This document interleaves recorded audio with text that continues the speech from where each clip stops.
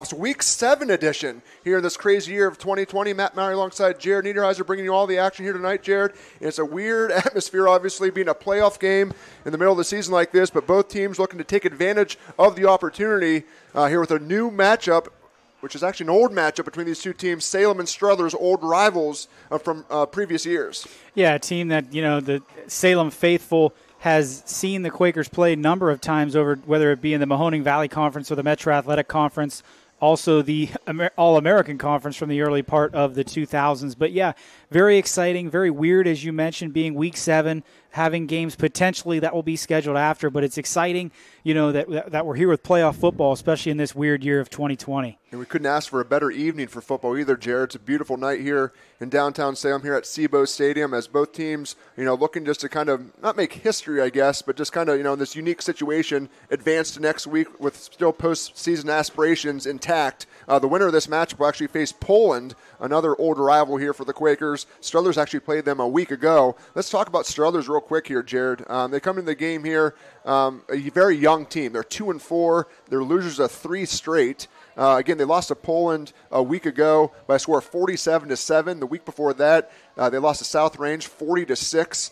And then the week before that, they lost to Niles by a touchdown, 35-28. But again, those 3 teams, their combined record is 16-3. So, they had some tough matchups the previous 3 weeks, and they see the Salem team, who is 3-3 on the year.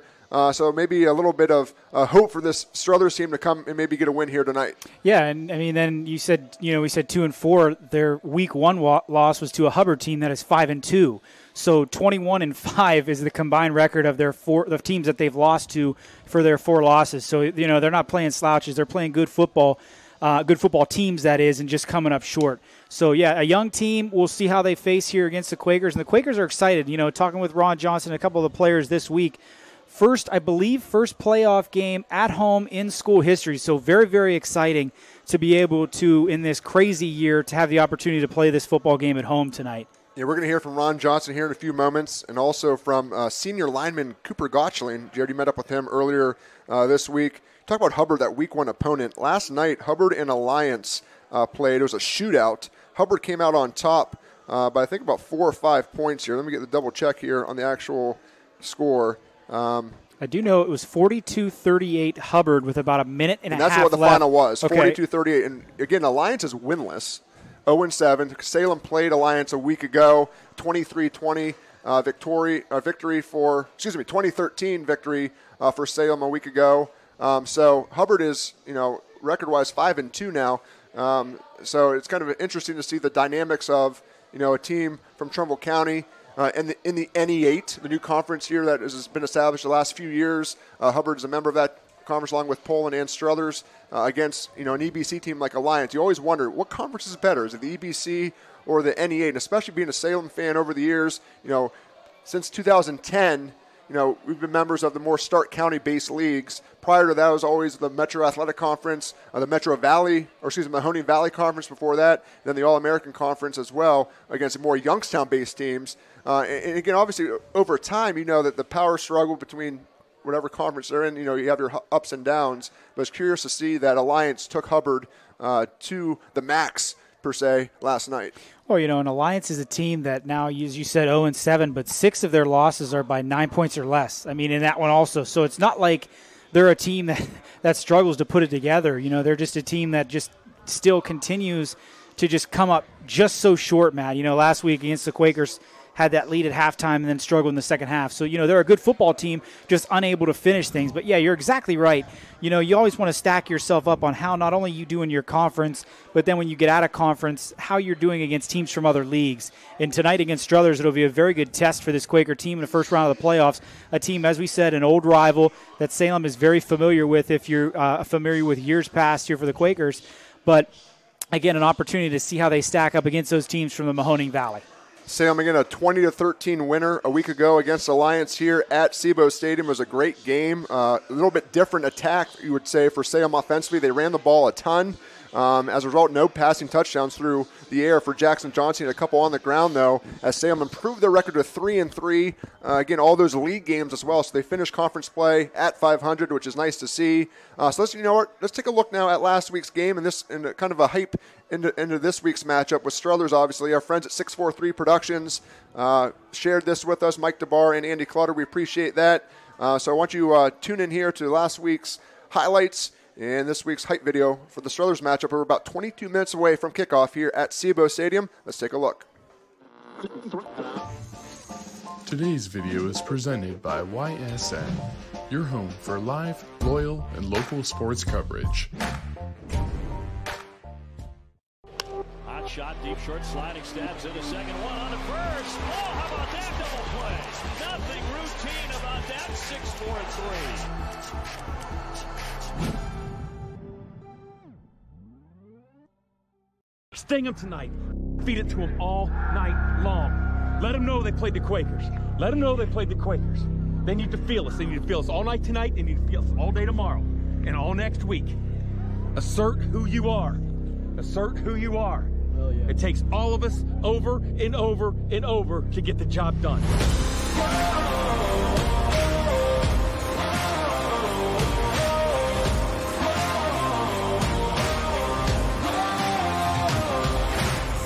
Pain on from head to toe. Arm to the teeth and we're ready to go. Coming in like a champ to save the day. Eyes on the prize, here we came to play. Austin has some space, and Austin's going to have a touchdown. Yeah, Booth caught that ball on the little out route with the old circle there on the old PlayStation controller. Spun around all the way down inside the 5. Get your game face on. You got this all day long. Just keep it going strong. He's got some room, and Jackson Johnson's going to be into the end zone for a Quaker touchdown. We're all maxed out with adrenaline. Donnie Ash, a 37-yard reception, sets a first and goal for the Quakers. Showing off moves and making waves. Breaking the rules and taking names. Get your game face on. Right now Blitz coming for Salem this time. The ball's loose. Ball's still loose. Salem's on it. How about that? Get your game face on. Taking the end zone for a touchdown. Just keep it going strong. Get your game face on. Huge play there by Allah and John Kidd, not kidding around, falling on that football. Head first, go in, let the fun begin. Get your game face This on. could be the ball game. 4th down here for Alliance, trailing by 7. Serber's going to throw it on 4th and long. Blitz coming again. He's going to throw on the run down the field, and it's intercepted! Jax Booth brings it into Indian territory at the 45, and has sealed the deal for the Quaker win.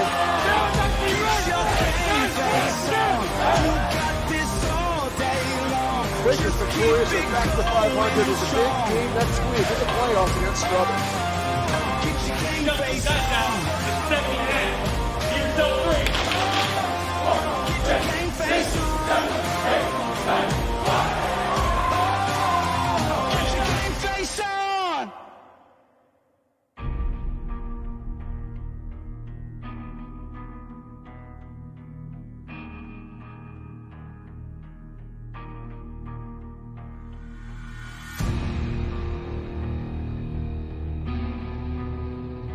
We got to keep this rolling, man.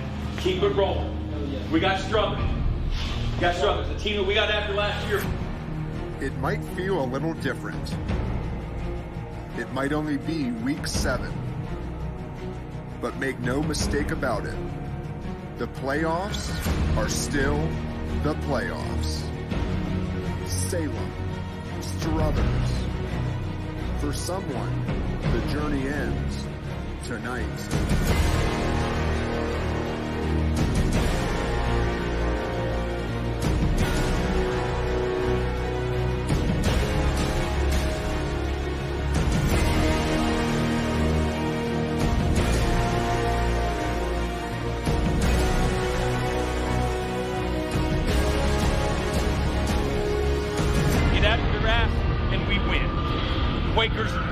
We don't lose in this house, in this stadium, not in our hometown, man.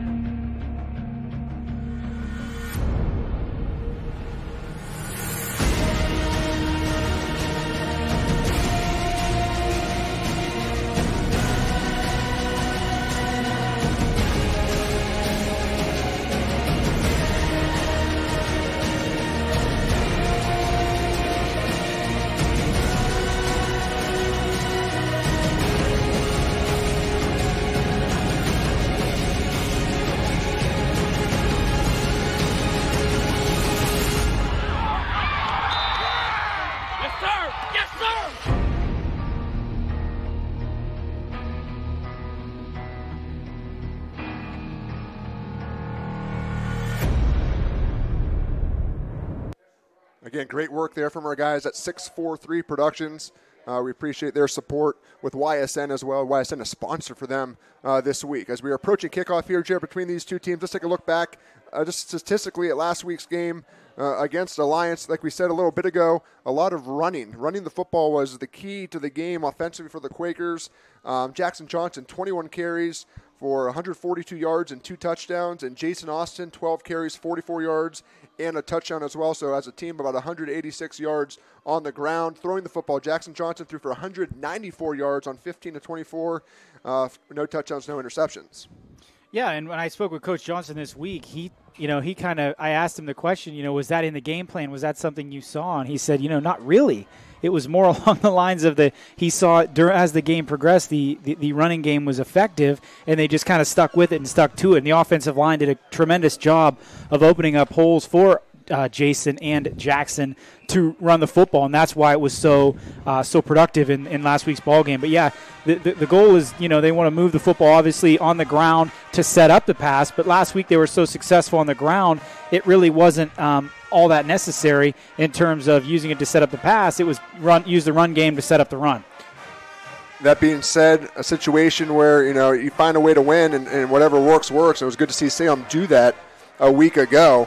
And talking about running the football, those are the only two guys that have touched the football all year.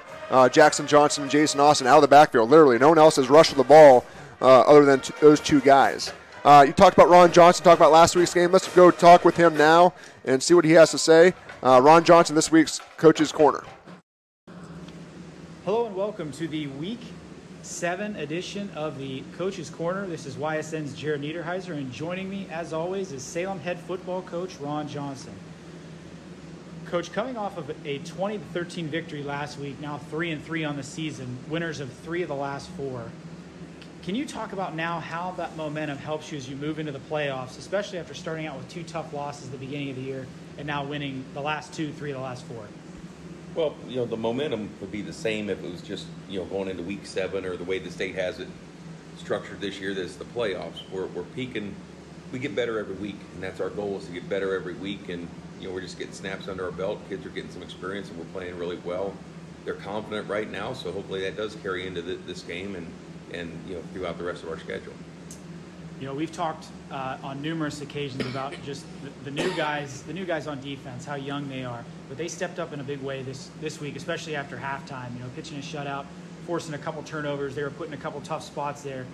Can you talk about the maturation process of that group and how they seem to be hitting their stride at the right time? Well, even at the beginning of the year, it was a group that wanted to play well. It was really, really important to them. They put the time in, but they just needed to see things. They just needed to experience things. They just need to have game reps. And now that they've gotten them, their talent is on display. We think they're a very talented group. We think they're going to be really, really good. And as long as they keep caring like they do and playing as hard as they do, their performance is going to improve tremendously. They gave up a touchdown on that first Alliance drive and then being down 13-7. We talked about coming out firing there in the second half. What adjustments were made at halftime, or kind of what helped that change to move forward and have that dominating second half they had? Well, a couple things. One is the guys, you can never acclimate your team and prepare them for the speed you're going to see when you play Alliance. You have to see it. You have to be on the field. You have to adjust your pursuit angles. You have to adjust, how quickly you get the ball out and those kind of things. And after we came in having a half of seeing it, we knew how to attack it a little bit better. And And the thing is, you can't make many adjustments at halftime anymore with as short as it is. So, I mean, you got to be pretty much right on, and the kids got to, self-correct out there a lot, and they did a great job with that. Looking at the offensive side of the ball, playing from behind, again, that 7-0 score I mentioned a moment ago. They used a 96-yard drive there to tie it at 7 in the second quarter on a touchdown run by Jason Austin. And then but the running game itself had a big night. It accounted for all 3 touchdowns. You were able to move the ball fairly well all night long with the running game. Is that something that was the plan coming in, or after kind of seeing that it was going to be successful, you got a couple good runs there, you kind of moved to it as the game went on? Well, with what they were playing, we didn't think heavy, with playing with our H-back was going to be a big part of the game plan, just because what they had shown on film. And then what they actually played against us, it presented itself to be a big part. So Gavin Wilms came in and did a great job, got a lot of snaps in and leading for us offensively.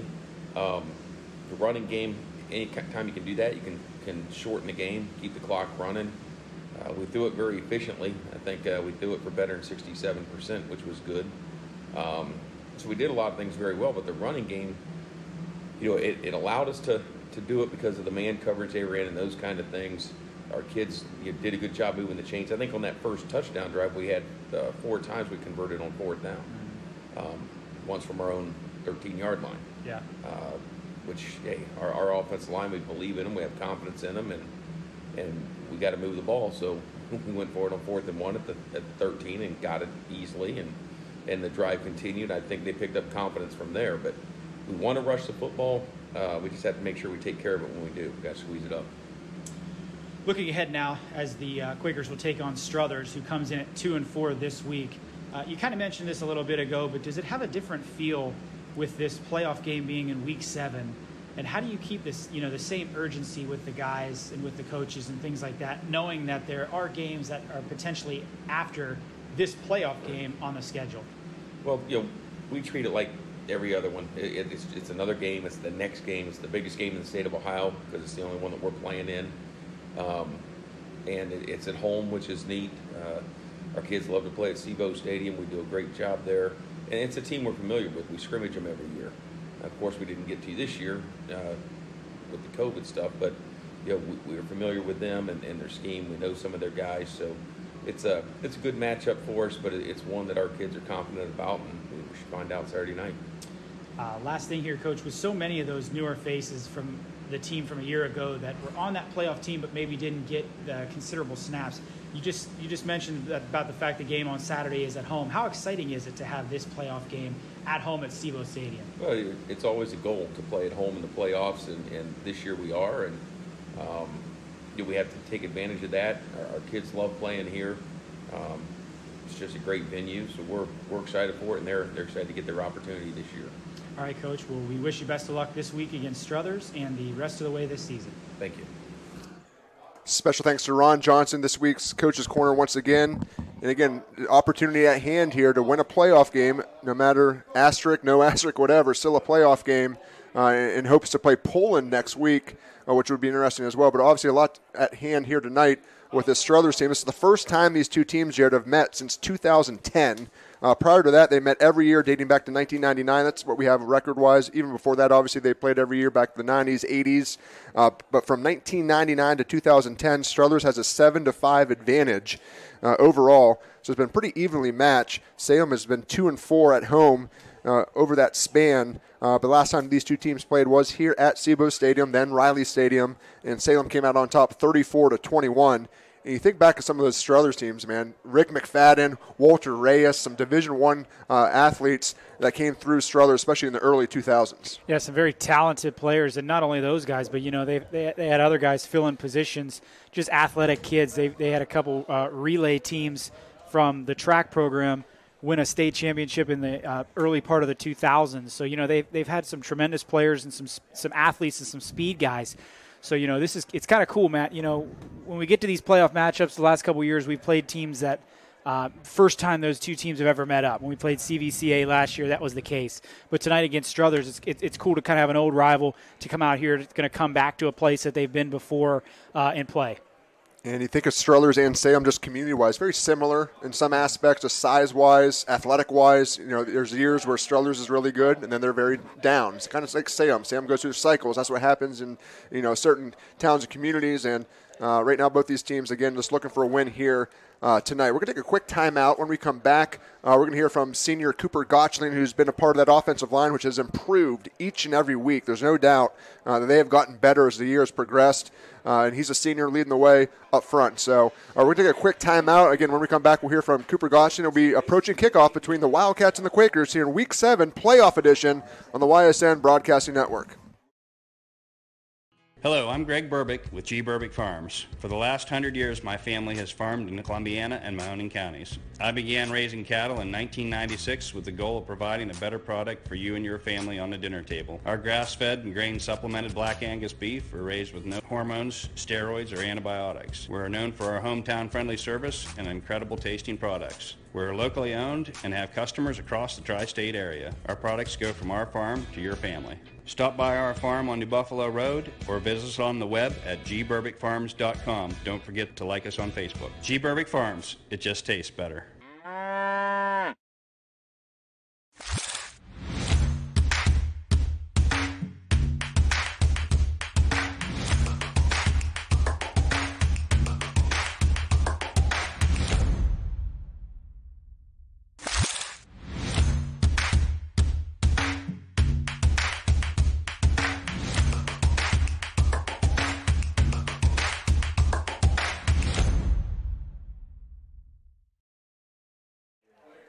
Back here from SIBO Stadium, Matt Meyer alongside Jared Niederheiser. Jared, you met up with Cooper Gotchling earlier this week. We're going to hear from him momentarily. Again, we just talked about the offensive line. They don't really get a lot of pub, per se. And again, without those guys, you know, a lot of things can't happen, obviously. But Gotchling has done a nice job this year up front, as has the rest of his offensive linemen teammates. Yeah, you're exactly right. They don't get sometimes the publicity that they deserve. But after the way that the Quakers ran the football last week, kind of controlled that football game against Alliance. That offensive line, like we talked about and Coach Johnson talked about a moment ago, kind of set the tone and opened things up for the rest of the offense, and it obviously opened up holes for Jackson and Jason to move the football on the ground.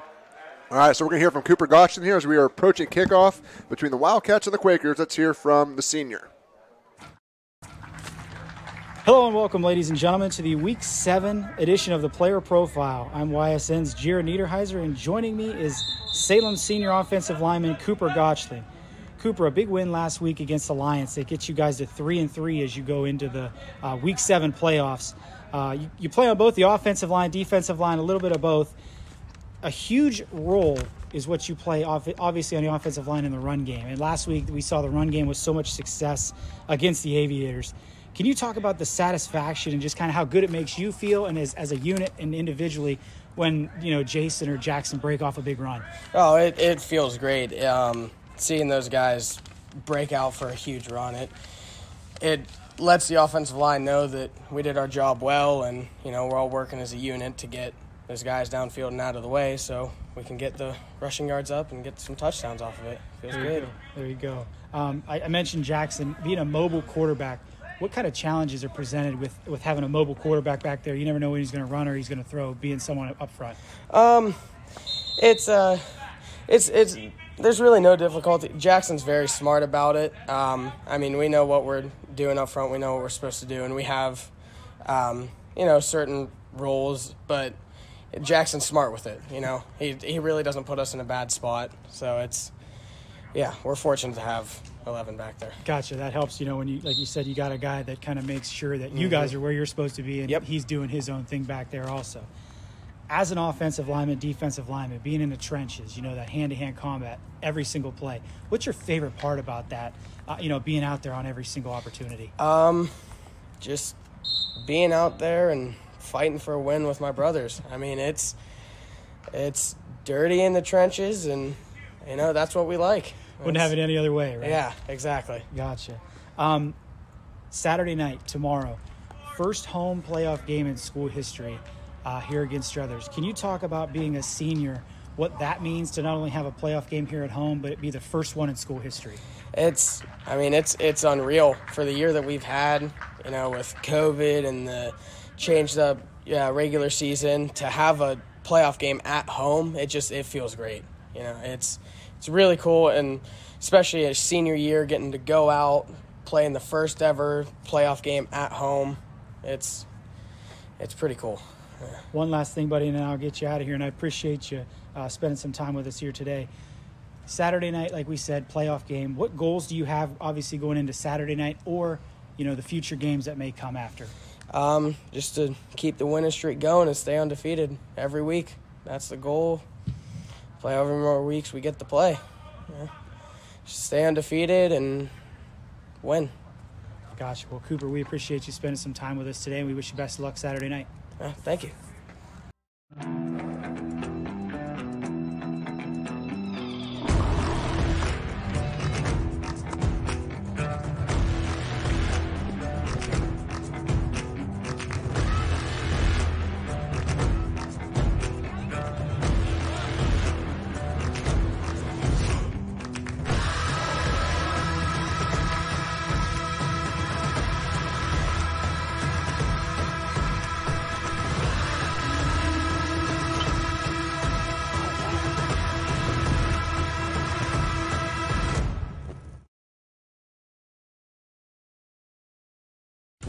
Will be a season like we've never seen before, but 21 Sports and YSN will be there for every key moment, the plays, the players, and the stories that will headline this season. Delivered by 21 Sports and YSN.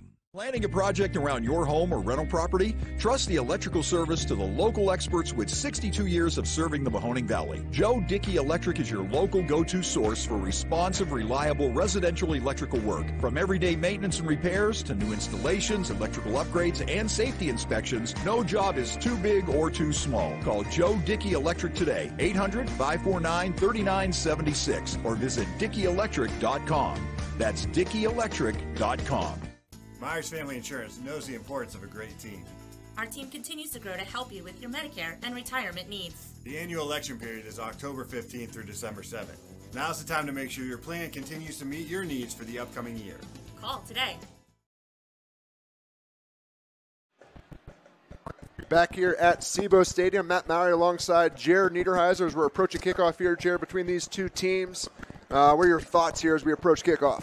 Well, just, you know, when I spoke with Coach Johnson, one of the things I asked him was, you know, when you have a playoff game or you have a tournament game, whatever the sport happens to be, and it's kind of do or die. You know, it could potentially be your last game of the season. With 2020 being so crazy and with the way things have been, the fact that, you know, whichever team loses potentially will obviously have games scheduled after this. How do you keep the focus and how do you keep that mindset? Like, this is still a playoff game. We have to win this game to, quote unquote, continue our season. So where do you get that sense of urgency, or how do you keep that sense of urgency? That's the one thing I look for tonight out of these two teams, is who comes out, obviously has that mindset like this is a tournament game, this is a playoff game. We want to make sure that we take it as seriously as it should be. You talk about just what's going forward. You don't even know who you're going to play. Obviously, next week, the winner of this plays Poland. But other than that, you know, whoever loses this game, who are you going to play next week? You know, you don't really know. I know Salem's got a couple teams on the schedule. Maybe a surprise team might pop up. Who knows? But, again, you get 11 games this season, up to 11, that is, if you do get out of the playoffs early. So, as the video from last week, we apologize, it's playing on the scoreboard right now. We want to thank Frank Samarelli and Dan Bricker for helping us get hooked up with the scoreboard feed here at SIBO Stadium. So please enjoy that. Salem Computer Center, Frank Samarelli, support them as much as possible. As we now are approaching kickoff here, Struthers is going to kick things off to start. Both these teams with the S. Struthers and Salem in their red and black, very similar, but the Quakers are going to be in red, and it's going to be Jack Spooth bringing out to start things out. Middle of the field has some room. Jack Spooth still on his feet as he gets to midfield, as the Salem Quakers are going to have great field position here to start things out on the first drive of the game. Yeah, and one thing we've only seen, I believe, on one occasion so far this season, Matt, is where the Quaker offense has struck first and started out with a lead, and that was obviously in the Minerva game a couple weeks ago. So, you know, in a game like this, we talk about it's a playoff game. You want to get started and get on the right foot here, and for the Quaker offense, a huge return there by Booth sets them up good field position here on the first drive. Jackson Johnson, the sophomore quarterback, number 11, son of head coach Ron Johnson, has completed 63% of his passes on the year. He's in the shotgun to start here on 1st and 10, 5 wide. From the Struthers 48-yard line.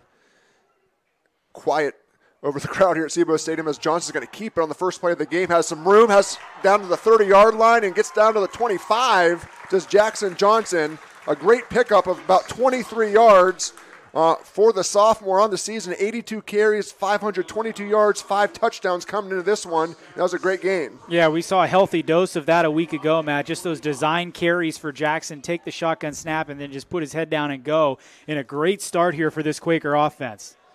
Gets back to the line of scrimmage here on 1st and 10. The ball is at the 25-yard line. Looks to do the exact same thing, left side there, off tackle. And this time he's brought down after a short gain.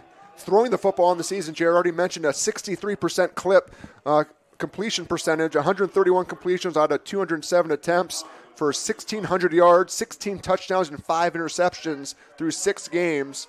His favorite receiver is Blaze Exline, 60 catches on the year, 792 yards, 11 touchdowns. He wears number 24. He lines up in the bunch formation, the slot here, as Johnson's going to give the ball to Austin off tackle left side, and he's going to be close to a first down as the Quakers have started out with 3 runs here out of the chute. Yeah, good run there by Austin off the left side. And, you know, through the first 5 weeks of the season, it was tough sledding for Jason, but he kind of got his footing. The offensive line, as we've talked about, you know, set the blocks up, and Jason had 44 yards a week ago and a touchdown. So good to see him get a big carry there, 3 or 4 yards to start his night. Austin is a junior as he flanks Johnson in the backfield on 3rd and 2, and Jackson's going to keep it again. He's going to have the first down as he gets inside the 10-yard line of Struthers.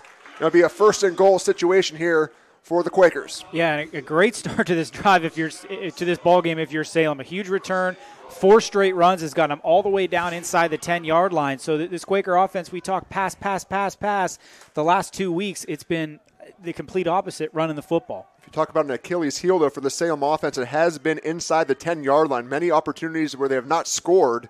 And we'll see what they do here with Jason Austin up the middle. Jason Austin's going to be close to the end zone. He said he's in, but I think he's going to be about a yard short. And the Quakers knocking on the door here. It'll be 2nd and goal from the 1. Yeah, great run there again by Austin. Just very patient, found the hole and went all the way up the middle. Almost got into the end zone down at the 1. So this Quaker offense continues to move here and exclusively on the ground. Sam in the shotgun from inside the 1-yard line here.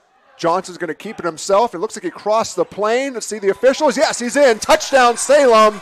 The Quakers strike first. Yeah, you could not have drawn up a better opening drive there for Salem. First drive of the playoff game. 6 straight runs, there. It was Jackson, and then Jason with a couple. Jackson finishes it off for the touchdown. So the Quakers strike first, 6-0 here. As Hayden Tomnievich, the freshman kicker, on for the extra point. As he has converted 10 on the season. In recent years, Sam really hasn't ever really gone for the extra point. They've always gone for 2. But with a reliable kicker this year, things have changed. And Tomnievich's kick is up and good. So with 9:34 to go here in the opening frame, the Salem Quakers strike first. They lead it 7-0. We'll be right back. Hi, this is Tommy Clem, owner of WRS Insurance Solutions, reminding you that it is open enrollment for Medicare. Now through December 7th, those who qualify can visit our local independent agency by calling us at 330-953-3722 or visiting us at wrsinsurancesolutions.com to learn more. Good luck to all the student athletes in the Valley.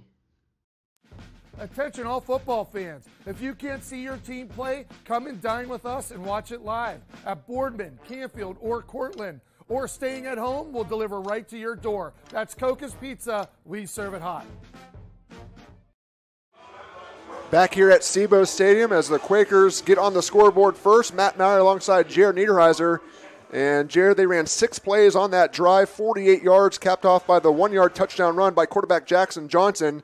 Again, no passes there on that drive. And that's the thing, this offense has been very predicated on the pass all season long, but the last 2 weeks we've seen the run game be established and be effective, and we saw it there on that first drive. So one thing that helps with here is Salem is you can run the football now. That opens things up for the aerial assault later on in tonight's game. Struthers is a very young team. kind of banged up as well. A little bit of injury bug going around. The Wildcats, again, the last 3 weeks have been tough for Struthers. 3 losses to Niles, South Range, and Poland. 3 really good teams, though. 16-3 combined record, especially the last 2 weeks. Poland, a 47-7 loss at home for Struthers, and then they lost the week before that to undefeated South Range, 40-6. But they have yet to touch the football here tonight, as Hayden Tomnievich about to kick this one off, and it's going to be end over end on the near side, returned by Struthers at about the 25-yard line. And on the return there for the Wildcats, it was number 7. That's Alec Grizib. And it'll be 1st and 10 for the Struthers. Yeah, so Wildcats, go ahead, sorry. Well, I'm anxious to see how Struthers comes out here to answer that Quaker drive, as they just kind of ran it right down their throat to punch in a touchdown on the first drive here. But first opportunity for their offense and a first opportunity for this Salem defense that came up big in that second half, pitching a shutout against the Aviators a week ago to preserve that victory for the Quakers. So anxious to see them back out here on the field. Aiden Hall is their go-to guy here on offense for Struthers. As he's going to get the snap, he's going to keep it and run right up the middle, and he has daylight, makes a move at the 50. He's gone, Jared. See you later. Aiden Hall untouched into the end zone for a touchdown. It's a 68-yard run. And Aiden Hall is a 400-meter state qualifier. I believe he finished 4th as a sophomore, so his speed, we didn't even get a chance to talk about it. They ran one play and punched it in, but his speed is something that the Quakers are going to have to keep bottled up all night. Clearly didn't do that there on the first play from scrimmage, but that's something that we're going to keep an eye on as this game progresses. Wow, he just took off, and what an answer for this Struthers team. So the point after unit on the field here for Struthers, as it is Grizib on for the extra point. I'm hoping that's how you pronounce his last name, GrzYB. And it's no good. The extra point is no good. So Sam's going to still hold on to a 7-6 lead. But what an answer there by Struthers, as Hall took it to the house from 68 yards. Yeah, took it to the house, 68 yards and untouched, Matt, and he outran a couple Quakers. So like I said, the Salem defense in the second half did a great job of bottling up Davis a week ago for Alliance. They're going to have to keep Hall inside and let the Quaker defense be able to gang tackle. Didn't do it on that one, and he made them pay. And that was one thing Coach Johnson was concerned about, was the speed that some of these Struthers players have, Hall specifically, and trying to keep them, bottled up and not those smash plays. So Struthers, one play, 68 yards and a touchdown. We'll see how this Quaker offense answers after they had an effective drive the first time they touched it. So first play from scrimmage for the Wildcats results in 6. And that's where they stand after the missed extra points. You see Ron Johnson talking to his team here, the special team unit. There's also assistant coach Derek Frederick. And the Quakers now are going to get right back out on the field here. And that might be one of the biggest runs we've given up all season, to be honest with you, Jared. Well, that one, and I believe we had one in the Marlington game. Was it Hooker that took one about 68, 70 yards? Didn't score, but took it from way deep in their zone. I believe it was the Marlington game. But you're right. I mean, for the most part, the defense has given up, 6, 7, 8 a carry, not the big long gash plays. Blaze Axline mishandles the kick now. Now he's going to bring it back, though, to the 35. He's going to be tripped up at the 40-yard line. So a rough beginning there for Exline, but he recovers it and goes down to the 40-yard line. So Salem will have good field position once again here in their own territory this time, though, on their second drive here on a beautiful night from SEBO Stadium. Just about 68 degrees here. Just a very good feel temperature-wise here at this beautiful facility we call SEBO Stadium. Yeah, you're exactly right. But Blaze there maybe just got a little bit too excited to return that football. Was very fortunate to pick it up, and then a nice little return to get the Quakers decent field position here. Start at their own 40, second drive of the ball game, leading 7-6, trying to answer that big long score from the Wildcats a moment ago. 1st and 10 for the Salem Quakers. Exline's going to receive the pass near side, has some room into Struthers territory. Goes Blaze Exline. He's brought down about the 43. Great pickup there of about 17 yards. His first catch of the night, first attempt really for Salem. Yeah, not to be outdone. Blaze has some speed of his own, Matt. Salem with a lot of guys at the skill position that can move. You look at obviously Blaze Exline. We've talked about Jackson and his versatility, but Jax Booth also is a guy that can get out in space and make people miss. So good start there for the Quakers offensively on this second drive. So Salem now back to the line of scrimmage here on 1st and 10. Johnson's going to go back to that first drive there and run right up the middle. He has some room. There goes Jackson Johnson. He's going to answer with a touchdown of his own. 44 yards later, Salem gets back on the board.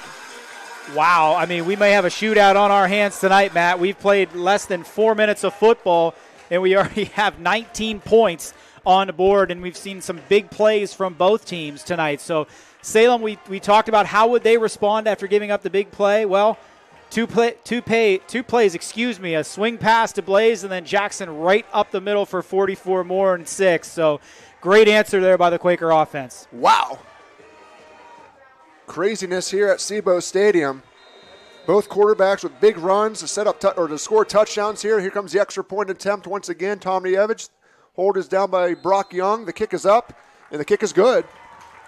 8:33 to go here in quarter number 1. It's a shootout, 14-6. Quakers on top. We'll be right back. Hi, I'm Don Maldridge, General Manager at Tri-State Ford. Our summer sales event is going on now. We want to help you get back to it with the Ford Promise, now available on a new or a pre-owned vehicle. If you lose your job, you can return it up to 1 year from the date of purchase. Shop now for the best selection and 0% financing for 72 months. Plus a 10-year, 200,000-mile warranty and more. Now that's the Tri-State Ford advantage. Tri-State Ford East Liverpool or visit tristateford.net.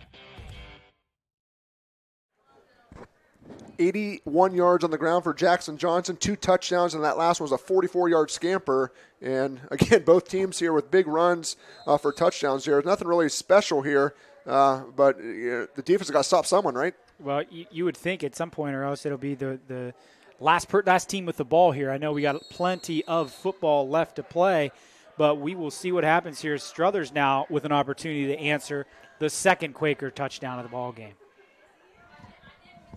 So big play after big play. Let's see what Struthers can do here. They've only touched the ball once and ran a play, obviously, with Hall on that big run.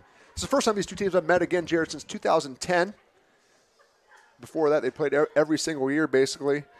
Struthers dating back to 1999, a 7-5 advantage from 99 to 2010. It's good to see them back here in Salem to play, as it's going to be Tommy Evans on a squib kick. And that ball's live, Jared. And I think Hall might have jumped on it inside his own 20-yard line. That could have been a disaster city for the Wildcats, as Ron Johnson is happy with his special team play there as they almost recovered that football. And that's one thing we've seen over the years, Matt. We haven't really talked about it much this year, but the special teams play, and we've seen it tonight for the Quakers on the kick returns, set up good field position, and then there was almost got them the football right back. So very fortunate for the Wildcats to fall on top of that football.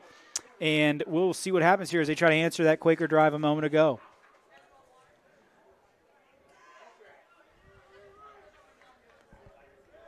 So you can see that orange marker has been used all season long to signal where the ball is to be spotted, as there's going to be a fumble on the play. As Hall jumps on it, back his own 15. Bad snap there, bad handle, obviously. And that's going to be a loss of 5 on the play. And it'll be second down. And that's one way to slow Hall down, is to if he can't handle the snap or what have you. But good, very fortunate for the Quakers there on that first one. It's going to no yardage gain, and they go in the wrong direction. 2nd and 15.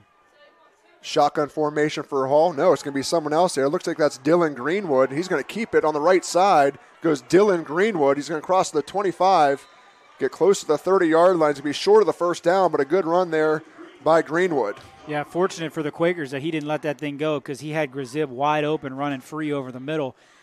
So fortunate, like I said, for the Quakers that he tucked that one down. I give him a 3rd and 2 for the first third down opportunity for this Quaker defense. Greenwood, 165-pound junior. Hall, 175-pound senior. Hall stands at 6'1", Greenwood at 5'10", both listed as quarterbacks. So we might see a little bit of both of these guys throughout the night. As Grzib goes in motion, they fake the handoff to him, and running up the middle goes Hall. He has the first down and more. He dances his way. He might be gone again, Jared, into Salem territory, down the near sideline as Jax Booth catches him. No, it's actually Blaze Exline. What a run there by Hall. deep into Salem territory, first down. Yeah, and it looked like he was going to be gone again. Looked to be bottled up. Did a great job of bouncing, dancing, whatever you want to call it, to get to the outside there. Very fortunate for Blaze Exline to be able to chase him down, but another great run there by Hall. So, again, the Quakers are going to have to do a better job of bringing him down because once he gets loose, Matt, he is very, very difficult to catch, if at all. That's a 60-yard run for Aiden Hall, Jared. He now has 3 carries for over 100 yards, obviously. He had the -5 there on that one fumble. So 123 yards on 3 carries. And there's going to be a whistle and a flag thrown in all the directions. And it's going to be a false start against Struthers, loss of 5. And remain first down here. Yeah, right guard there kind of got a little bit excited, jumped just too soon. I'm glad the official caught it there because he kind of was a quick bounce and then came right back down. But, yeah, Hall is, like I said, once he gets to the outside matter, he gets loose. He's very, very difficult to chase down here. And this Quaker defense, like I said, is going to have to try to keep him bottled up if they want to have a chance to not to stay ahead in this football game. 3 wide to the right, 1 to the near side. Shotgun formation here for Hall. On first down, another bad snap. The ball is loose, and the Quakers are going to have to get on that. No, they might not have. I think Hall might have got it, but we'll see. Unbelievable. I think Salem might be on it, though, actually, Jared. There's about 2 or 3 Quakers there. I'm hoping Hall's okay there. He kind of landed awkwardly, and it's going to be Salem football. They recover that football. It's Stockman for the Quakers. Which one? It's Caleb, the junior, one of 2 twins on the team here. Caleb and Carson Stockman. And the Quakers get the first turnover of the game. Yeah, very, very, very, very lucky there that 3 Quakers there. Hall, the only Struthers Wildcat, that one of those Quakers, as it was Caleb Stockman, able to fall on it. So this Quaker offense that has been so effective so far in this football game gets an opportunity to try to put another score on the board here with just under 7 minutes to go in the first quarter, Matt. You're just joining us. 3 touchdowns were scored in a minute span on the game clock. Salem obviously scoring 2 of those as they're looking to add to that here on 1st and 10. 5 wide, 4 wide to the left for Johnson. He's going to spin it, throws it near side complete to Sinkovich at the 45-yard line. And that's a pickup of 7 yards for Austin Sinkovich, who on the season now has, let's see here, it's only his 2nd catch of the season. Yeah, I thought so. I thought that was only his 2nd catch, but he did a great job there of going right to the 45-yard line, turning around. Jackson hit him right in the numbers. He's a big target out there, Matt. So great job there. Good movement there on the first down play for the Quakers. So 2nd and 3 here for the Quaker offense. Struthers showing blitz. Johnson going to run it, and he's going to be close to the first down and have enough, it looks like. Pickup of probably about 4 yards there for Jackson Johnson on his 6th carry of the night, Jared, 85 yards. And again, good enough for a first down. Yeah, and if you're Struthers, that's kind of what you're going to have to do here is blitz, try to either get a tackle for loss or make Jackson uncomfortable back there when he's throwing the football and get rid of it maybe earlier than he wants to, because with the way this Salem offense is moving, they got to kind of mix things up defensively. Johnson's going to hand the ball off to Jason Austin this time, who goes off right tackle into Struthers territory for a gain of 3 yards. Yeah, nice run there by Austin off to the right side there. The offensive line has been giving him some decent holes, which we didn't see early on. But as the year has gone on, all of these guys offensively on the line, whether it be running the football, whatever it happens to be, the confidence you can see, Matt, is growing.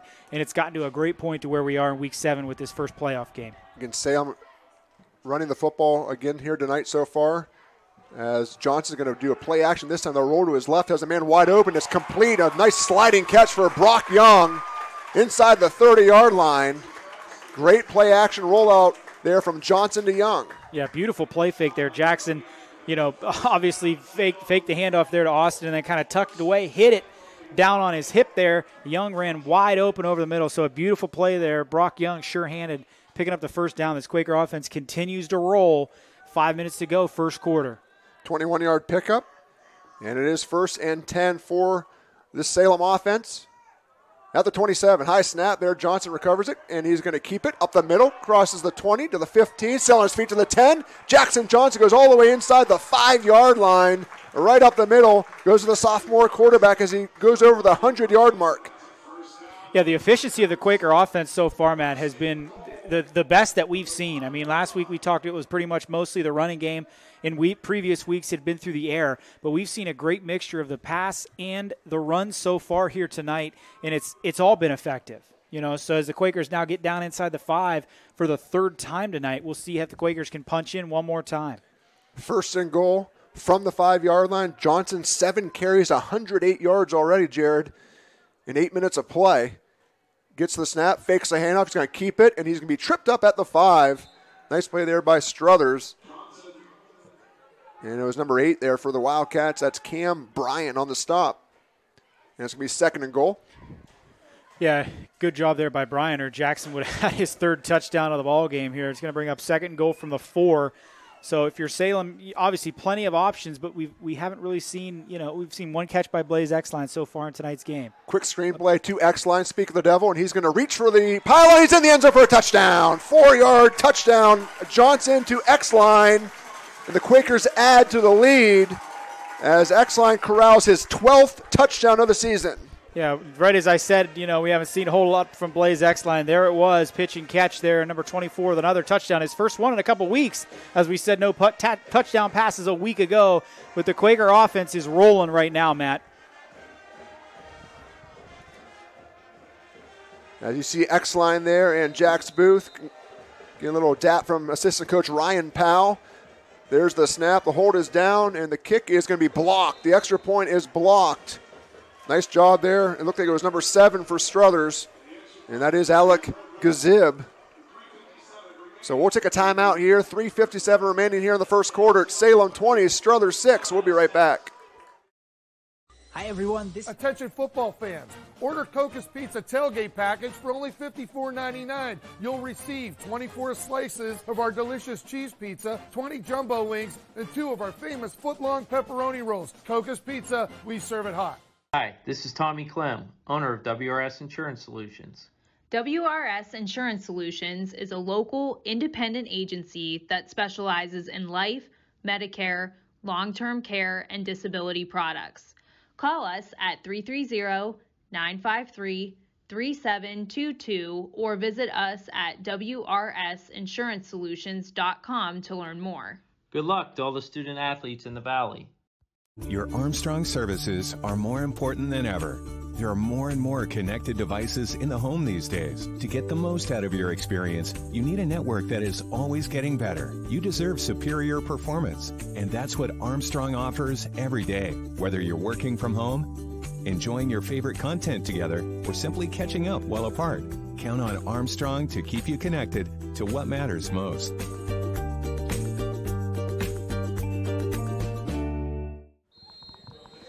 Back here at Sebo Stadium, it's been a shootout early, 20-6. Salem on top. Tommy Evers is going to line drive one down to about the 25-yard line. And it's going to be brought back by Struthers Upman to about the 30. And on the return there for the Wildcats, it was Alex Cummings on the stop for the Quakers. That was number 44. He was a freshman, I believe, and I'm not sure we have his number or his name on the roster. I apologize for that. But nonetheless, it's going to be first down and 10 here for the Struthers Wildcats. And we'll see how they respond here, giving up their third touchdown of the game. And their last time they had the ball offensively, they turned it over, which led to that third touchdown. So we saw a couple bad snaps on that one. So the center to quarterback exchange is something that hopefully for them they were able to clean up throughout that last possession. This will be their 6th play of the game. As Hall is not in the game, they're going to hand the ball off to the running back. And that was on the carry, number 5 for Struthers. And that is Tyler Sanchez with a 4-yard pickup. It'll be second down. As in at quarterback is Greenwood, number 18.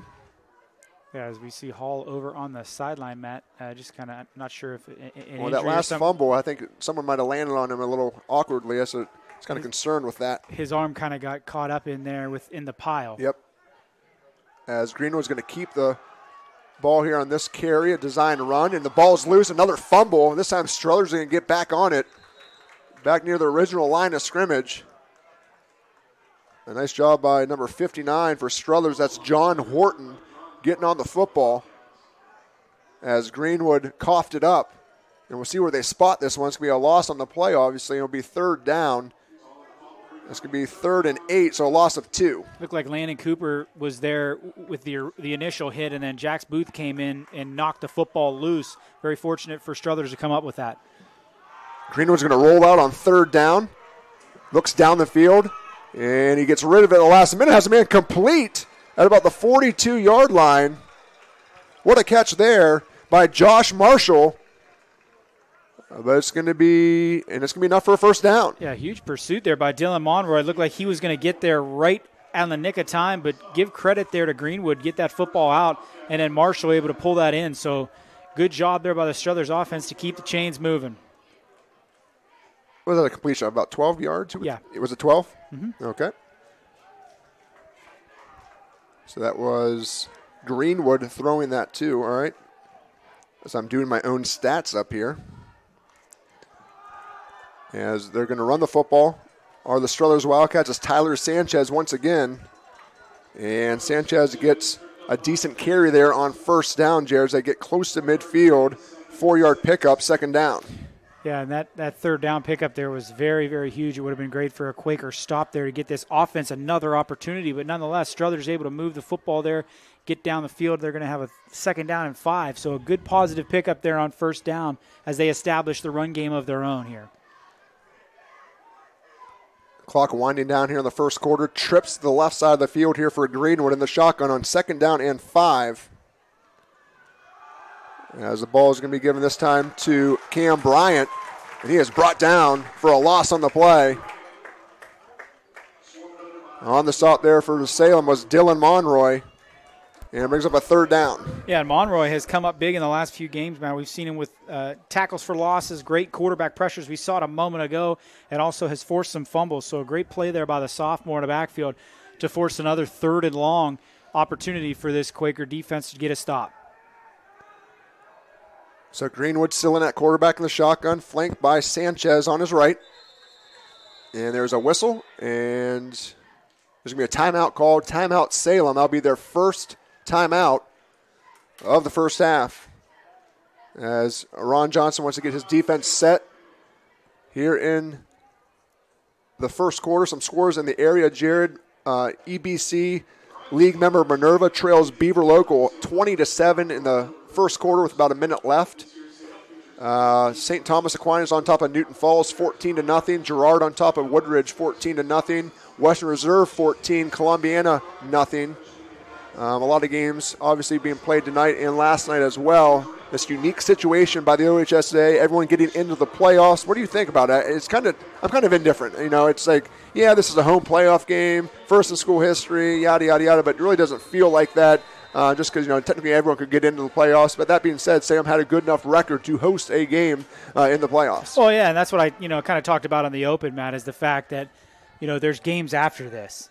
Potentially. You mentioned Beaver Local. That on the schedule, that is Salem's opponent for next week, should they both lose tonight. So it's just a very different feel, knowing that, okay, this is the playoff, but it's not potentially your last game of the season. 3rd and 7 out of the Salem timeout. High snap. It's going to get behind Hall, who's back in the game. He's going to go all the way back to the 30-yard line. Wow. That's a loss of 17 yards. There's going to be a 4th and a mile here for Struthers as Hall back in the game at quarterback. That's about the 3rd different time where a bad snap has cost this Struthers offense. Yeah, that is exactly the 3rd time, and that one at a crucial moment, a 3rd and long, an opportunity here. Hall finally back in the game. Good for him that he's healthy and can come back out here and play. But a tough break there. Salem's going to get this football back with good field position as Jax Booth stands at his own 40 here to return this punt. As the punt is almost blocked, it is skied in the air. And Booth's going to call for a fair catch at his own 45-yard line. And with 6 seconds to go here in the first quarter, the Salem offense will trot on the field for probably the last play of the quarter. Salem running the football 11 times so far here in the first quarter, throwing the football 4 times. Jack Johnson is 4 of 4 for 49 yards. And a touchdown to Blaze Exline. Yeah, and if you're Salem, you could not have drawn up a better start to this game tonight here, Matt. The efficiency on offense has been incredible. Defensively, they haven't played as great as they played near the end of the game last week. They've been helped by some bad snaps and some penalties. However, you're sitting at a 20-6 lead here to start this second quarter after this run. As Jason Austin runs the ball to about the 48-yard line to end the first quarter. And again, if you like offense, you like that first quarter. Salem 20, Struthers 6. We'll be right back as we bring you the second quarter here from SEBO Stadium. This is Week 7 playoff edition here on the YSN Broadcasting Network. Baird Brothers remains your source for fine hardwood products. For the time being, we're open for customer pickup only on weekdays, 9 a.m. to 4 p.m., and Saturday from 9 a.m. till noon. Place your order online at BairdBrothers.com. Baird Brothers, for the place you love. Quality, customer service, and integrity. Those are the 4 words that have driven our success since 1957 at Joe Dickey Electric. Joe Dickey Electric is one Mahoning Valley landmark business that stays current with the requirements of our customers. Family owned and managed, we are an electrical contractor and energy solutions provider. Every member of our team adds to his or her skill set through ongoing training. Residential, commercial, industrial, automotive, and more. We keep ahead of the needs of our customers with a fleet of more than 50 vehicles and 24/7 emergency service, so you're never left in the dark. The 4M Company, being an architect and construction manager for over 40 years, has had the opportunity to use many different electrical businesses for our projects. The depth, quality, and knowledge and attention to detail displayed by Dickey Electric makes them stand out above all the rest. Back here at SEBO Stadium, second quarter underway. Matt Maurer alongside Jared Niederheiser, as Jason Austin's going to run the ball into Struthers territory and be close to a first down. Yeah, I think he might be a yard short, gain of 6. 5 carries on the night now for Austin for 23 yards. Jackson Johnson, though, at quarterback, leading the Quakers, rushing the football, 8 carries for 109 yards. Sam has been effective here on the ground in the first quarter. Yeah, we gave a lot of credit to that offensive line, but, the guys who lead the way, guys like Gavin Wilms for this Quaker rushing attack have really helped and given benefit to the guys carrying the football. As Blaze Exxon is going to receive the pop pass, he's going to have enough for the first down as he tries to get closer to the 40-yard line. But the chains do move, and that, again, is considered a catch. It looks like more of a run, but that jet sweep pop pass, whatever you want to call it, counts as a completion. And it's going to be a pickup of about 4 yards for Exxon. There's an injured Wildcat on the field. As we'll keep it here, so you can see Salem come to the sideline here. Again, the Quakers 3-3 on the season. They opened up this 2020 campaign against rival West Branch and Beloit. If you remember, there's the awful weather situation that night. It was a 2-day affair. Salem got really, I wouldn't say outclassed, but he had a veteran team in West Branch. Just kind of put it to their rival a little bit. Salem hung for a little bit, but West Branch took control, especially on day 2, defeating the Quakers. What was the final score of that game? It was 44-20. Right. Following week, again on the road, Salem traveled to Canton South. Didn't know what to expect from the Wildcats, but Salem fell short there too as well, 40-20. And both those teams were the 2 top teams in the league, combined 11-1, with Canton South lone loss to West Branch. But then Salem came back here home to Carrollton to open up the season at SEBO Stadium, and they defeated the Warriors 29-28. Carrollton had a field goal to win it. As time expired, basically, they missed it. Carrollton's 4-2, Jared. They've had a pretty good year going forward. Salem lost the next week against Marlinton here at home. A tough loss against the Dukes, a game that maybe Salem could have won. Marlinton 3-3 on the year, but then Salem victorious the last 2 weeks against Minerva and Alliance. Both of those teams winless. So they took care of business against both of those teams from Stark County. As the injured Wildcat makes his way out off the field, it looked like he was okay. Good thing to see. 1st and 10 here for the Quakers now. As Johnson's going to get the snap, and there's a whistle, and the play is whistled dead. And we'll see what the call is. There's Jeff Davis, the referee for tonight's game. False start against the Quakers, pushing back 5 yards. Jeff Davis officiating there. Also a very good basketball official. As it's almost that time, too, Jared. About a month away from basketball to start, hopefully, right? Knock on wood. Exactly. So Johnson now back toward midfield here, at the 50-yard line. And he's going to be back to pass. And now he's going to rush out of the pocket. And he is brought down hard back behind the 50-yard line. Nice play there from Struthers, 57. That's Troy Gordon on the stop. And it's going to be 3rd and long here for the Quaker offense. It's actually, I believe, going to be second long right, of the false start. But anyhow, yeah, and that's one thing we mentioned a moment ago, Matt, is if the Struthers defense, they got to make Jackson uncomfortable back there, and he tucked it. Really had nowhere to go. Great job there by the Wildcats to bring Jackson down. But that's the one thing they're going to have to start doing if they want to get back in this football game. Booth in motion. Johnson rolls out to the near side. Has a man incomplete. Overshot him. Pass intended there for Brock Young. On the coverage for the Wildcats was Josh Marshall. And now it's 3rd down from the Salem offense, 3rd and 18. Yeah, Jackson just a little bit too much mustard on that one to Young. Went through his hands, unable to corral that one. So it's going to bring up a 3rd and long opportunity here. And you got to think here, as we've seen numerous times with Salem going forward on 4th down, do you try to get something, get yourself in pretty decent field position, and then give yourself a shot at a short 4th down opportunity? We'll see what happens with this 3rd down play. Will obviously decide that, I would assume. 5 wide. They fake the pass to X-line. Johnson's going to keep it. He's going to have a 1st down up the middle of the field as he gets close to the 35. It's actually not going to be a 1st down. My mistake. It's going to be short of the 1st. It's going to be about a 14-yard pickup. It'll be 4th and 4. And there you go. A nice 3rd down play sets you up with a 4th down and short opportunity. And we've seen this a number of times where with Jackson Johnson as the punter, and in years past, the quarterback is the punter for the Quakers. You know, if they see something, they can make a read. He can make a play on it, and we've seen it completed, and we've seen them convert time and time again. Yeah, I think Sam's probably going to go for this one, Jared. Johnson's going to go back to pass. Now he's going to keep it now, and he's going to try to finagle his way close to a 1st down, and I think he did it. I think he got enough. We'll see where they spot him. He needed 4 yards, needed to get to the 32-yard line. Where are they going to spot that ball? That's not going to be a good – where the line judge came in. Oh, they're going to mark it anyway. Okay, yep. They needed the 32-yard line, Matt. It looked like they got the 31 and 5/8 yard line, but they're going to give it to him nonetheless. So very, very gutsy call there by Jackson to call his own number and go up to middle. Got apparently just enough for that 1st down. Johnson now 11 carries, 124 yards on the night to go along with 2 touchdowns. All on the ground as he's in the shotgun here on 1st down. And there's a whistle and a flag. It's going to be another false start, I think, against the Quakers.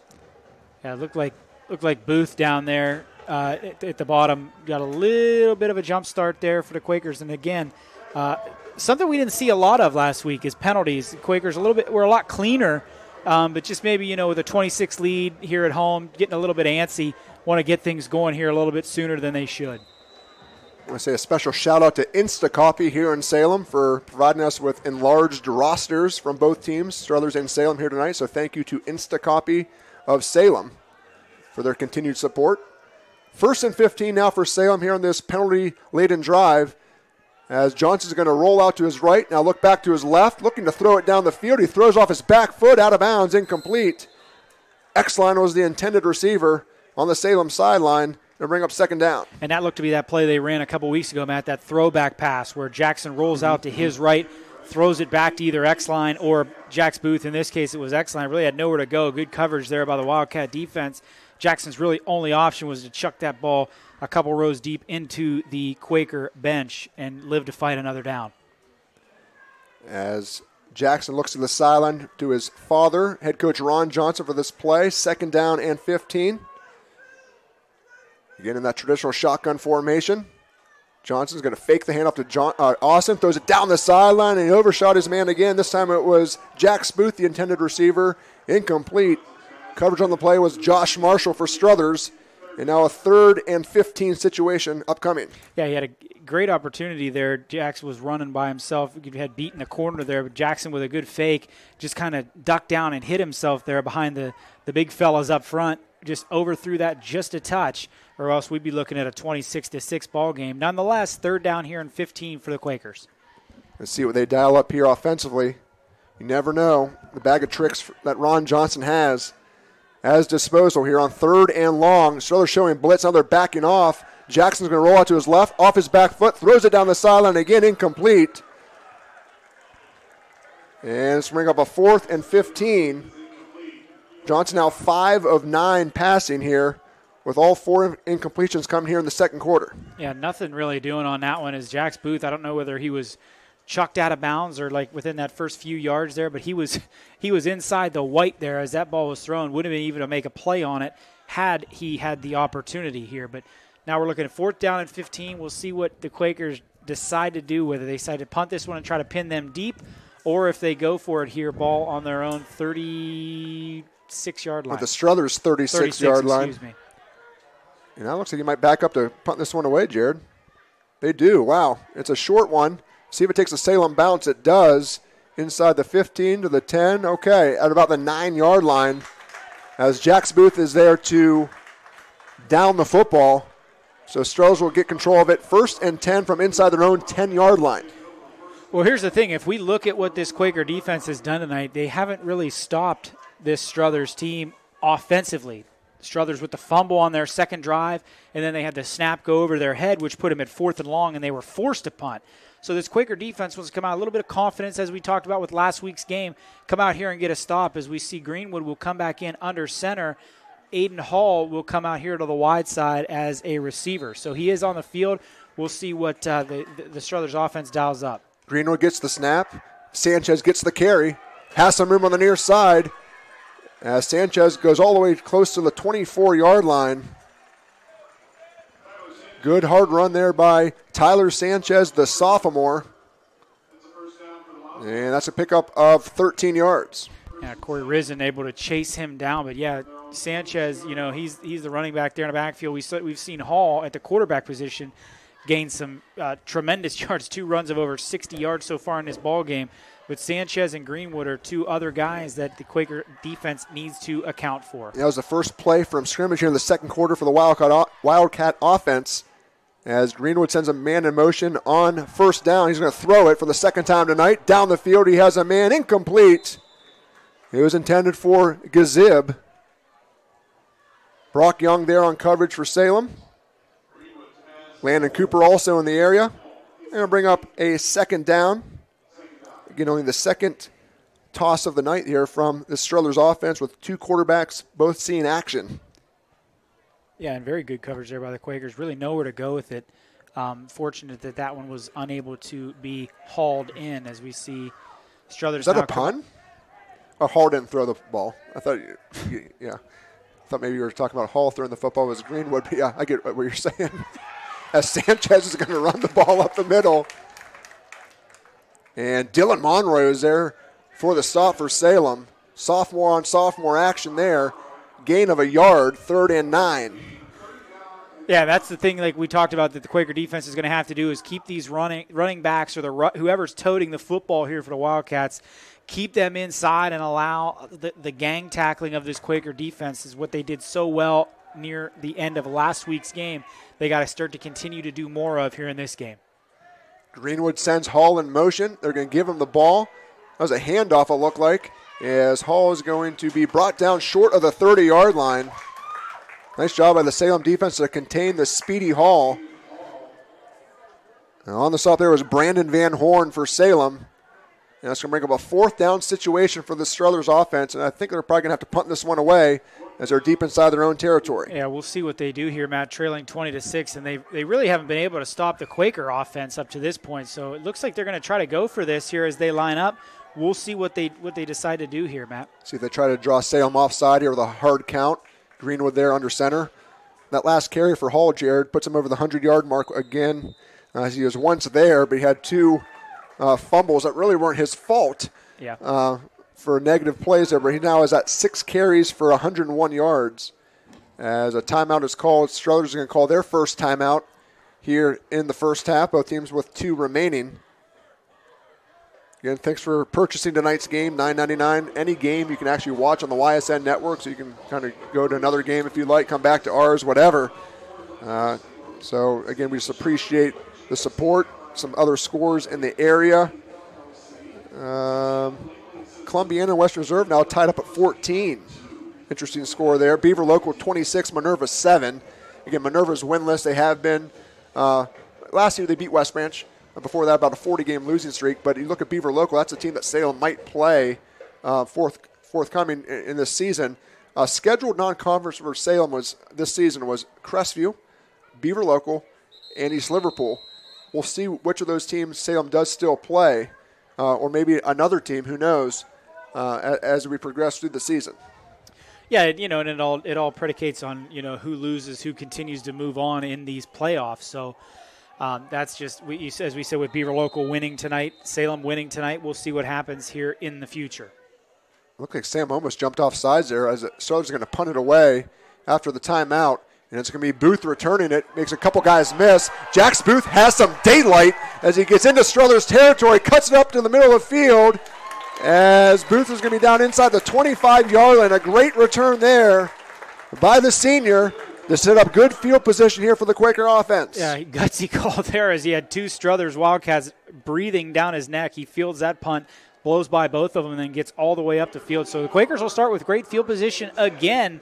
An opportunity here to put another score on the board with as efficient as their offense has been moving, Matt, here on this short field.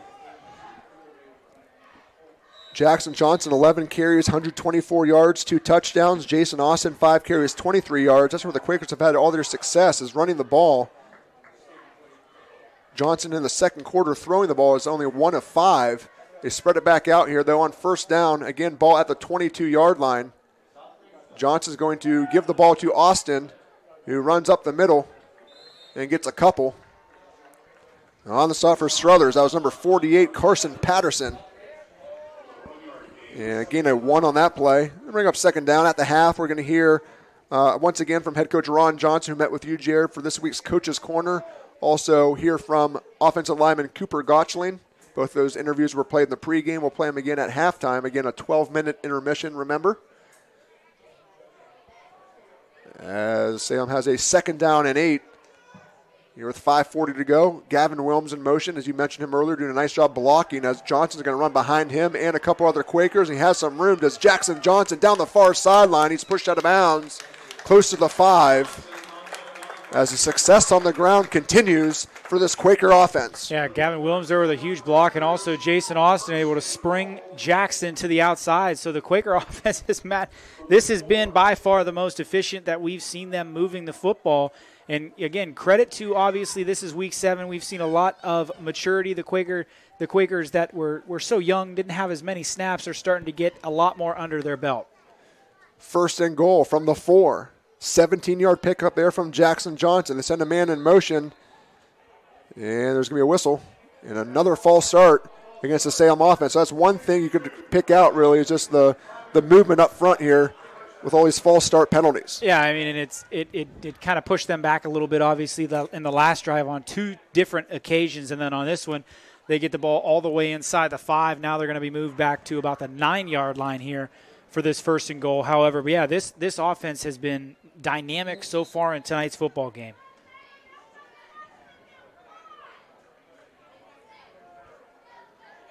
Johnson remains in the shotgun here on first and goal. Low snap, pop pass to Exline. Exline here on the near side stumbles a bit, regains his composure, and he's going to find himself into the end zone for another touchdown. His second of the night, but there's a flag on the play on the near side. And it might be against the Salem offense. I think they might call a hold here on the outside, Matt. It looked like a couple of Quakers there as Blaze was trying to spring to the outside, and that's what it's going to be. Just got a little bit too much jersey or got somebody turned around. So, again, I don't know whether I jinxed him or not earlier on when I said that the last couple weeks the Quakers have played fairly clean in terms of penalties. Those self-inflicted wounds that have haunted them in the past as they go all the way back to the 20-yard line now for second down. These last couple plays now have backed them up after we saw such a promising start to this drive. So it's going to be second and goal from the 19.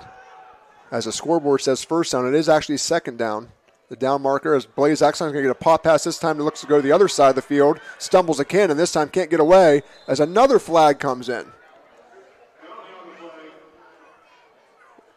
Exline got about a yard on that catch. as Jeff Davis looks at his crew for another penalty, the third straight play where a yellow flag was thrown. And that one came all the way from the back, Judge Matt. It did. So you got to think that's also in the area of holding. So we'll see as he comes over and see what the call is. That's going to be a personal foul call against Struthers. Okay. I stand corrected.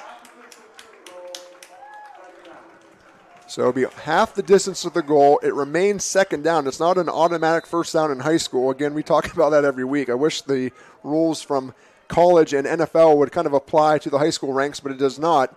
It is second and goal here for Salem. The ball is at the 9-yard line, maybe the 10. Regardless here, Sam's going to spread it out once again, 4 wide.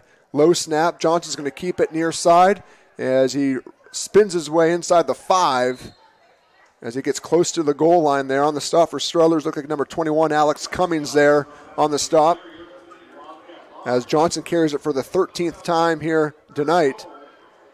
And it's going to be third and goal at about the 4-yard line, maybe the 3. Yeah, and we'll see here. Quakers obviously going to take 2 cracks at it here from inside of the 3-yard line. With the way this rushing attack has been going so far, why not? And as we see Jason Austin line up behind Jackson. Johnson's going to give the ball to Austin, who's going to go up the middle for a touchdown. A quicker score for Jason Austin from 3 yards out. Salem increases their lead here in the first half. And a great answer there. They were aided by the penalty as it backed them all the way up to the 20, but a great job there by the Quaker offense and its offensive line and rushing attack to get all the way back to get into the end zone. So we're looking 26-6 here for the Quakers.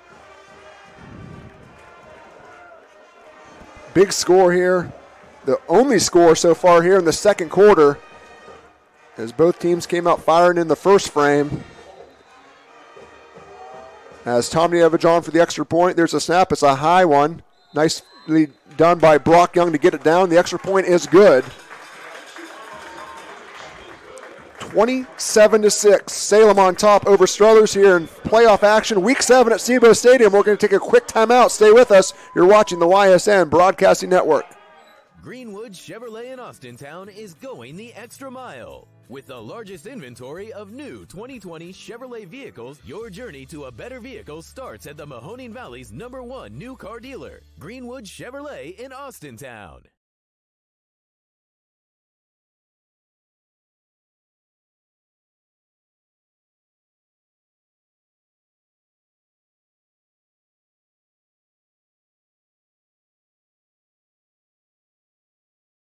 WRS Wealth Advisors, the area's premier wealth and retirement specialists. Located on South Avenue in Boardman. Back here at SEBO Stadium, you can see the Salem High School marching band there playing a little bit. You can see they're socially distanced. Nice job there in the band shell. It's something you don't really talk about is the band, you know, how they've been affected this year. They've not been able to go to away games, so you literally split their performances in half. Just another unfortunate situation due to these COVID restrictions. But again, that being said, it's better than nothing, the fact that we're able to be out here and competing. Yeah, and they get another opportunity for a game here tonight with our playoff game being at home. So, yeah, but it is a very strange season, not only for the players, but everyone here, obviously everyone involved. As a squib kick from Tom Nievich is going to be fielded by Struthers at their own 25-yard line. That's Gazib still on his feet. He might be going down the far sideline into Salem territory as he does. Close to the 30-yard line on the stop for Salem. It was Austin Sinkovich. But Struthers gets nice field position here as they try to answer the last Salem touchdown. Yeah, great job there. As you know, we've seen they've had some mishaps, whether it be through snaps or fumbles, etc. But great job there to get this drive started. They trail 27-6 here, 4 minutes to go. They want to get a score before the half. They will get the football coming out in the second half as they kicked off to start tonight's game. For those wondering, this is the 12-18 seed matchup. If you're keeping track at home, the 12 versus the 18. First and 10 as Greenwood's going to pitch it to Sanchez, and Sanchez does a nice job to try to get back to the line of scrimmage. Might be a loss of 1 on the play. Corey Risen on the stop for the Quakers. Divine Allah also there on the stop. They're going to say no gain on that play, so it'll be second down and 10. Yeah, great job there by Allah to blow that play up in the backfield there, and Risen there to clean it up for the Quakers. Sanchez has 6 carries for 27 yards. As Dylan Greenwood, now not in at quarterback, it's going to be Aiden Hall. Gets the snap, he's going to run it. As Aiden Hall's going to be stopped again, and there's Risen with another nice tackle. Hall tried to escape him, but Risen with a nice job of bringing down Hall, who's laying on the ground there, slow to get up. And there's also a flag laying on the field in the middle of the field. We'll see what the call is here. You got to wonder if one of the Quakers maybe came in late on that one when Hall was already brought to the turf. We'll see what happens here on this call, but it would be a very unfortunate break for Salem. Let's see what the call is here. As you see the officials discussing it right now. Here's Jeff Davis.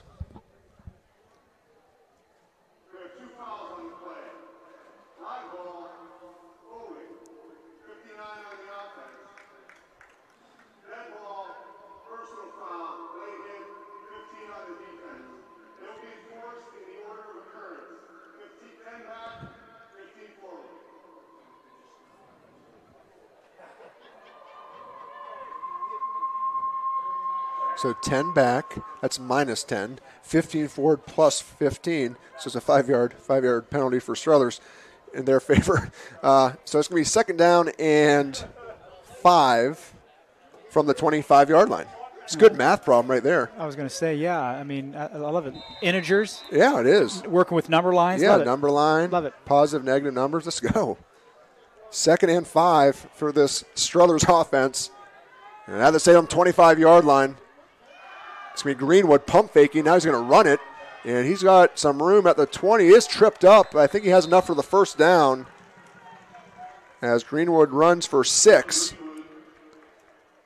His third carry of the night. 17 total yards. But it is good enough for a Wildcat first down as they're in the red zone here in Salem territory. Yeah, tough break there for the Quakers on that last one. You get a big sack by Risen yes. for a loss. Unfortunately, the late hit just kind of coming in a little bit, obviously too late there for the Quakers. Sanchez gets the carry on first down. He is tripped up at the 10. See, that was Jax Booth on the stop. Gain of 9 there for Sanchez. That's his 7th carry. And it's going to be, they're going to give him a first down there, Jared. Gain of 10, actually. So it's now first and goal for Struthers here. Big possession here for Struthers to try to get a touchdown in before the half. As Sanchez is going to spin his way inside to the 5-yard line. Nice hard run there for him.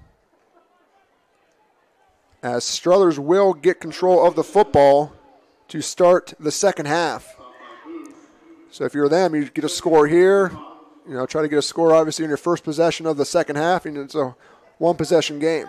But here's the deal. You don't want to score too soon with the way the Salem offense has been moving the football, Matt, and with how potent their attack has been, especially through the air. We haven't seen it much tonight, but we know that it's a possibility, so you don't want to give them too much time here to end the half. Cummings gives the ball to Sanchez, who does a nice job, and he finds his way into the end zone. A nice run there from Tyler Sanchez and gets Struthers back on the board here with under 2 minutes to play in the first half.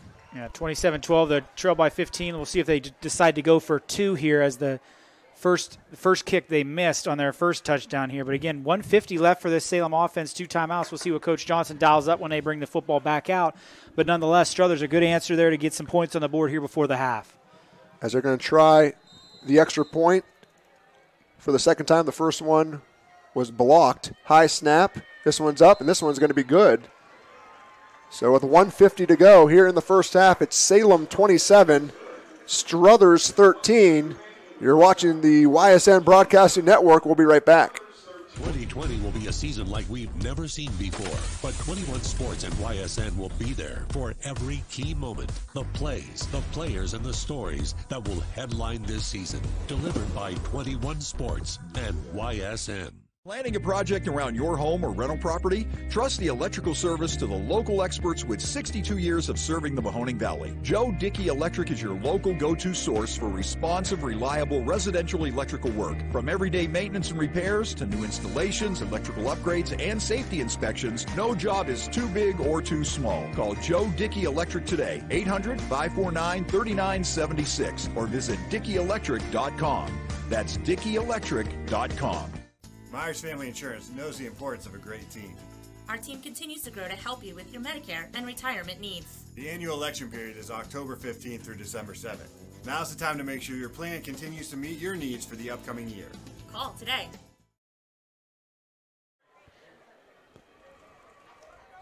Back here at SIBO Stadium, you see the Quaker Crazies here supporting their fellow classmates. As Struthers about to kick this one away, a big touchdown for the Wildcats. And upcoming, you have a situation here. If you're Salem, you have 2 timeouts. And you have plenty of time here to maybe put an extra touchdown on the board before the half. So big possession upcoming for both teams. Jack Booth, though, going to return it inside his own 20. Has some room, open field, 40.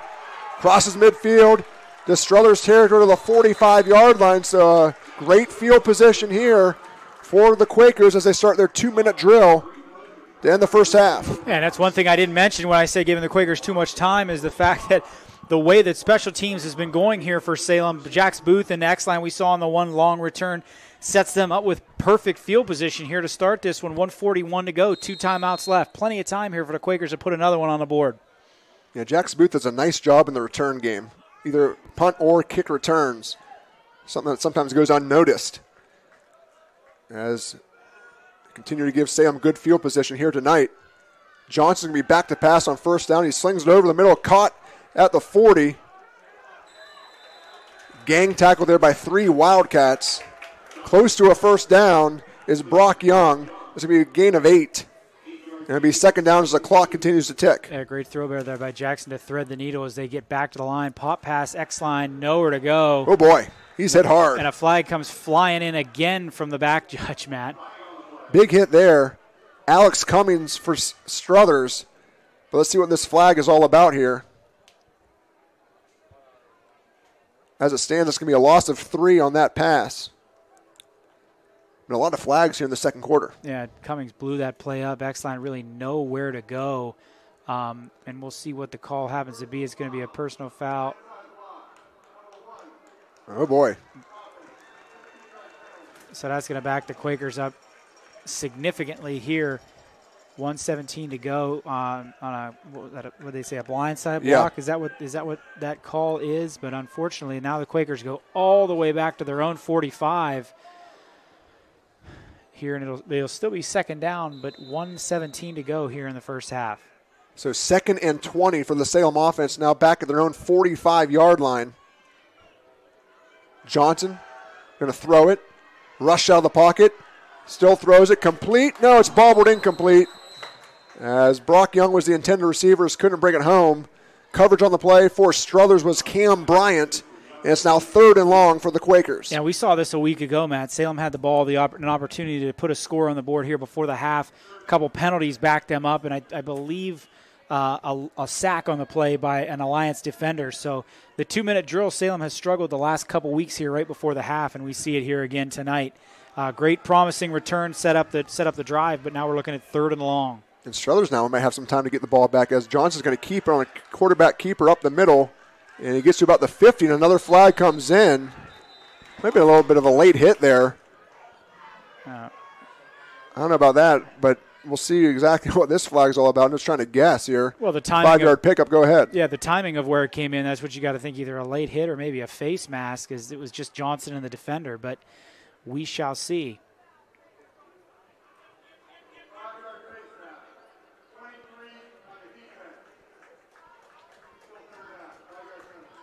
So it'll be a 5-yard face mask call against Struthers. Good call there, Jared. As we're under a minute to go now here in the first half. That'll move the football back to the original line of scrimmage here. So Salem will have a 3rd and 10 opportunity. Still 2 timeouts. We'll see if they, can get a decent chunk here on 3rd down, potentially go for it on 4th if they don't get it. Low snap. Johnson going to pass. Throws it. Far side. Complete. First down and more. And catch is made there by Jax Booth. And they don't need to go for it on fourth down, Matt. It's a good play there to get the ball back. So the penalty helps the Quakers there to get the ball a third down and manageable, I guess, at 3rd and 10 as opposed to 3rd and 20. Booth's first catch of the night, 14 yards, first down. He gets another catch there on the pop pass. As he's going to go inside the 30-yard line goes Jax Booth. And there's going to be a whistle and a timeout for Salem.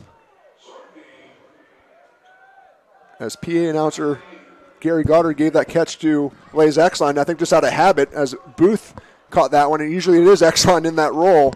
But Booth gets his second catch there, and it's going to be a timeout Salem here with 23 seconds remaining. They do have one remaining. Do the Quakers here. Again, 3-3 on the season. Winners of 2 in a row against winless Alliance and Minerva. Struthers coming in 2-4, losing 3 in a row against Poland, South Range, and Niles. 3 really good teams, especially Poland and South Range. South Range giving Poland their lone loss. South Range is 6-0 at the moment. Poland 5-1. Winner of this does play Poland next week, though. Yeah. That will be at Poland. Yeah. And looking at these last 23 seconds here for the Quaker offense, 254 total yards here in the first half. You know, with all the different formations, the different things they can draw up, still not out of the realm of possibility for some trickeration here for the Quakers to get another score on the board here before the halftime intermission. So it's a 2nd down and 8 as both teams get back out onto the field after the Salem timeout. Johnson with 4 wide. He's going to throw it. Over the middle has Exline. It's a nice catch. Is it good enough for a touchdown? It is! Johnson to Exline again for another score and a big one before the end of the first half. What a beautiful ball there by Jackson. Put his foot in the ground and that thing just glided through the air. Exline with an acrobatic leap and grab and fall into the end zone. So a huge play there. Looked like the Quakers were set off the kickoff. Backed themselves up on some penalties, looked to be like dead in the water at 3rd and 20, helped by a penalty, and then a huge touchdown to get on the board once again here before the break. That is Exline's 2nd touchdown of the night. It's 13th of the season, all through the air. Snap, hold is down. Tom DeEvers' extra point is up, and it is good. 34-13, Salem with a huge touchdown before the end of the half. We're going to take a quick timeout. We'll be right back.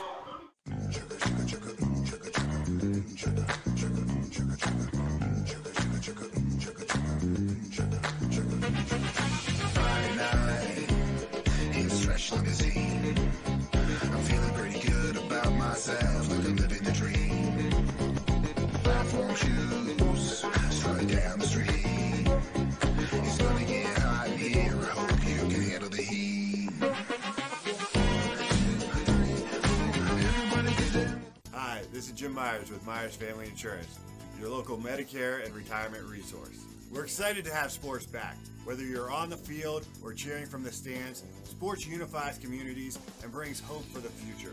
We're all one team working together. At Myers Family Insurance, we know the importance of a great team. Our team continues to grow to help you with your Medicare and retirement needs. The annual election period is October 15th through December 7th.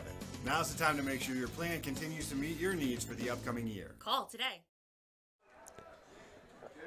Back here at SIBO Stadium, Matt Mowry alongside Jared Niederreiser. Thanks for watching here tonight, wherever you are on the YSN Broadcasting Network. At the half, you're going to hear from head coach Ron Johnson and also senior offensive lineman Cooper Gottschling. As Jared met with both of them earlier this week, as Sam's going to squib this one. It's actually tipped there by Brady Clyde, but the ball's pounced on by David Ford for Struthers.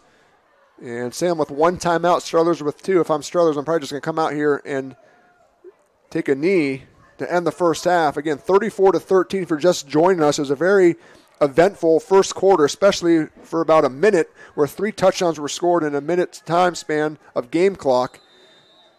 A couple big runs by both quarterbacks, Jackson Johnson, and also from Struthers, Aiden Hall, who has been in and out at the quarterback position, splitting time with Dylan Greenwood.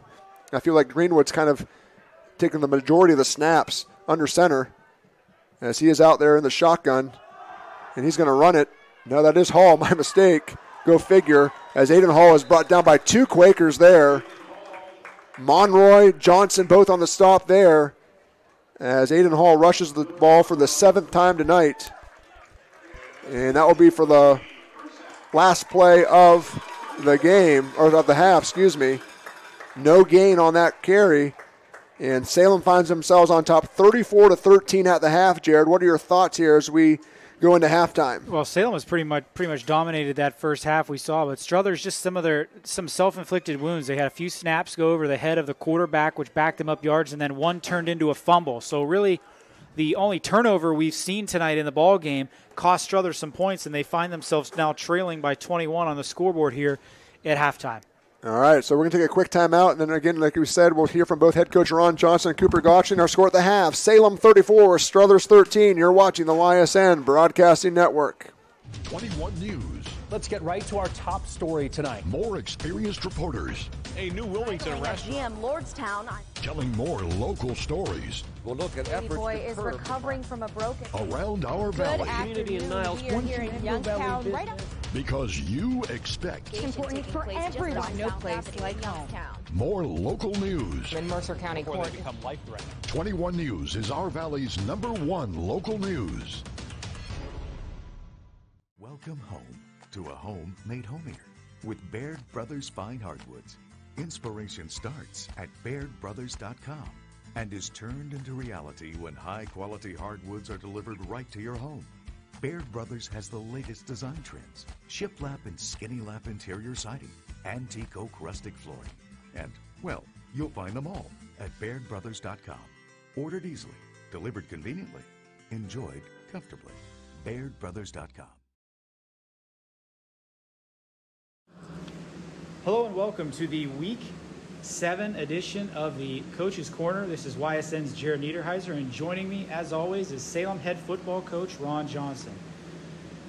Coach, coming off of a 20-13 victory last week, now 3-3 on the season, winners of 3 of the last 4. Can you talk about now how that momentum helps you as you move into the playoffs, especially after starting out with 2 tough losses at the beginning of the year and now winning the last 2, 3 of the last 4? Well, the momentum would be the same if it was just, going into week 7 or the way the state has it structured this year. That's the playoffs. We're peaking. We get better every week, and that's our goal, is to get better every week. And, we're just getting snaps under our belt. Kids are getting some experience, and we're playing really well. They're confident right now, so hopefully that does carry into this game and throughout the rest of our schedule. We've talked on numerous occasions about just the new guys on defense, how young they are. But they stepped up in a big way this week, especially after halftime. Pitching a shutout, forcing a couple turnovers. They were put in a couple tough spots there. Can you talk about the maturation process of that group and, how they seem to be hitting their stride at the right time? Well, even at the beginning of the year, it was a group that wanted to play well. It was really, really important to them. They put the time in. But they just needed to see things. They just needed to experience things. They just need to have game reps. And now that they've gotten them, their talent is on display. We think they're a very talented group. We think they're going to be really, really good. And as long as they keep caring like they do and playing as hard as they do, their performance is going to improve tremendously. They gave up a touchdown on that first Alliance drive and then being down 13-7. We talked about coming out firing there in the second half. What adjustments were made at halftime, or kind of what helped that change to move forward and have that dominating second half they had? Well, a couple things. One is the guys, you can never acclimate your team and prepare them for the speed you're going to see when you play Alliance. You have to see it. You have to be on the field. You have to adjust your pursuit angles. You have to adjust, how quickly you get the ball out and those kind of things. And after we came in having a half of seeing it, we knew how to attack it a little bit better. And and the thing is, you can't make many adjustments at halftime anymore with as short as it is. So, you got to be pretty much right on, and the kids got to, self-correct out there a lot, and they did a great job with that. Looking at the offensive side of the ball, playing from behind, again, that 7-0 score I mentioned a moment ago. They used a 96-yard drive there to tie it at 7 in the second quarter on a touchdown run by Jason Austin. And then the running game itself had a big night. It accounted for all 3 touchdowns. You were able to move the ball fairly well all night long with the running game. Is that something that was the plan coming in, or after kind of seeing that it was going to be successful, you got a couple good runs there, you kind of moved to it as the game went on? Well, with what they were playing, we didn't think heavy, with playing with our H-back was going to be a big part of the game plan, just because what they had shown on film, and then what they actually played against us, it presented itself to be a big part. So, Gavin Wilms came in and did a great job, got a lot of snaps in and leading for us offensively. The running game, any time you can do that, you can shorten the game, keep the clock running. We threw it very efficiently. I think we threw it for better than 67%, which was good. So we did a lot of things very well, but the running game, it allowed us to do it because of the man coverage they were in and those kind of things. Our kids did a good job moving the chains. I think on that first touchdown drive, we had 4 times we converted on 4th down. Once from our own 13-yard line. Yeah. Which, hey, our offensive line, we believe in them, we have confidence in them, and we got to move the ball. So we went for it on 4th and 1 at the 13 and got it easily, and the drive continued. I think they picked up confidence from there. But we want to rush the football. We just have to make sure we take care of it when we do. We got to squeeze it up. Looking ahead now, as the Quakers will take on Struthers, who comes in at 2-4 this week. You kind of mentioned this a little bit ago, but does it have a different feel with this playoff game being in Week 7? And how do you keep this, the same urgency with the guys and with the coaches and things like that, knowing that there are games that are potentially after this playoff game on the schedule? Well, we treat it like every other one. It's another game. It's the next game. It's the biggest game in the state of Ohio because it's the only one that we're playing in. And it's at home, which is neat. Our kids love to play at SeaBoat Stadium. We do a great job there. And it's a team we're familiar with. We scrimmage them every year. Of course, we didn't get to this year with the COVID stuff, but we are familiar with them and their scheme. We know some of their guys. So it's a good matchup for us, but it's one that our kids are confident about, and we should find out Saturday night. Last thing here, Coach, with so many of those newer faces from the team from a year ago that were on that playoff team but maybe didn't get the considerable snaps. You just mentioned about the fact the game on Saturday is at home. How exciting is it to have this playoff game at home at SeaBoat Stadium? Well, it's always a goal to play at home in the playoffs, and this year we are, and we have to take advantage of that. Our kids love playing here.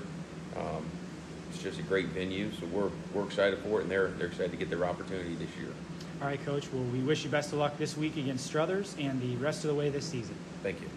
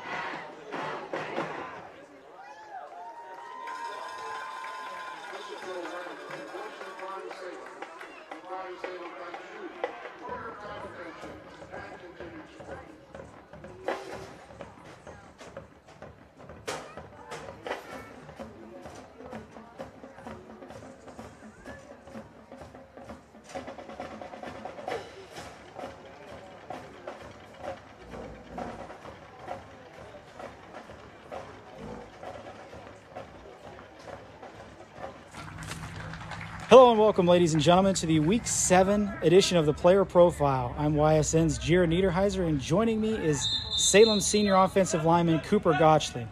Cooper, a big win last week against the Lions. They get you guys to 3-3 as you go into the Week 7 playoffs. You play on both the offensive line, defensive line, a little bit of both. A huge role is what you play, obviously, on the offensive line in the run game. And last week we saw the run game with so much success against the Aviators. Can you talk about the satisfaction and just kind of how good it makes you feel and as a unit and individually when, Jason or Jackson break off a big run? Oh, it feels great. Seeing those guys break out for a huge run, it lets the offensive line know that we did our job well, and, we're all working as a unit to get those guys downfield and out of the way so we can get the rushing yards up and get some touchdowns off of it. Feels good. There you go. I mentioned Jackson being a mobile quarterback. What kind of challenges are presented with having a mobile quarterback back there? You never know when he's going to run or he's going to throw, being someone up front. It's there's really no difficulty. Jackson's very smart about it. We know what we're doing up front. We know what we're supposed to do, and we have, certain roles. But Jackson's smart with it. He really doesn't put us in a bad spot. So we're fortunate to have 11 back there. Gotcha. That helps, when you, like you said, you got a guy that kind of makes sure that you guys are where you're supposed to be, and he's doing his own thing back there also. As an offensive lineman, defensive lineman, being in the trenches, that hand-to-hand combat every single play, what's your favorite part about that, being out there on every single opportunity? Just being out there and fighting for a win with my brothers. It's dirty in the trenches, and, that's what we like. Wouldn't have it any other way, right? Yeah, exactly. Gotcha. Saturday night, tomorrow, first home playoff game in school history here against Struthers. Can you talk about being a senior, what that means to not only have a playoff game here at home, but it be the first one in school history? It's unreal for the year that we've had, with COVID and the changed up regular season, to have a playoff game at home. It feels great. It's really cool, and especially a senior year, getting to go out, playing the first ever playoff game at home. It's pretty cool. Yeah. One last thing, buddy, and then I'll get you out of here, and I appreciate you spending some time with us here today. Saturday night, like we said, playoff game. What goals do you have, obviously, going into Saturday night or, the future games that may come after? Just to keep the winning streak going and stay undefeated every week. That's the goal. Play however more weeks we get to play. Just stay undefeated and win. Gotcha. Well, Cooper, we appreciate you spending some time with us today, and we wish you best of luck Saturday night. Thank you.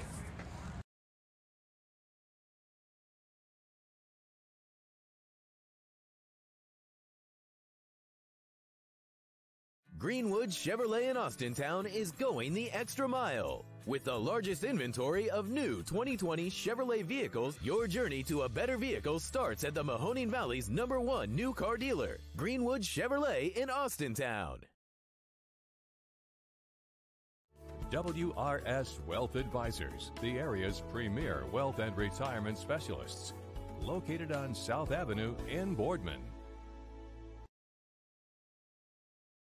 Hi, I'm Don Maldridge, General Manager at Tri-State Ford. Our summer sales event is going on now.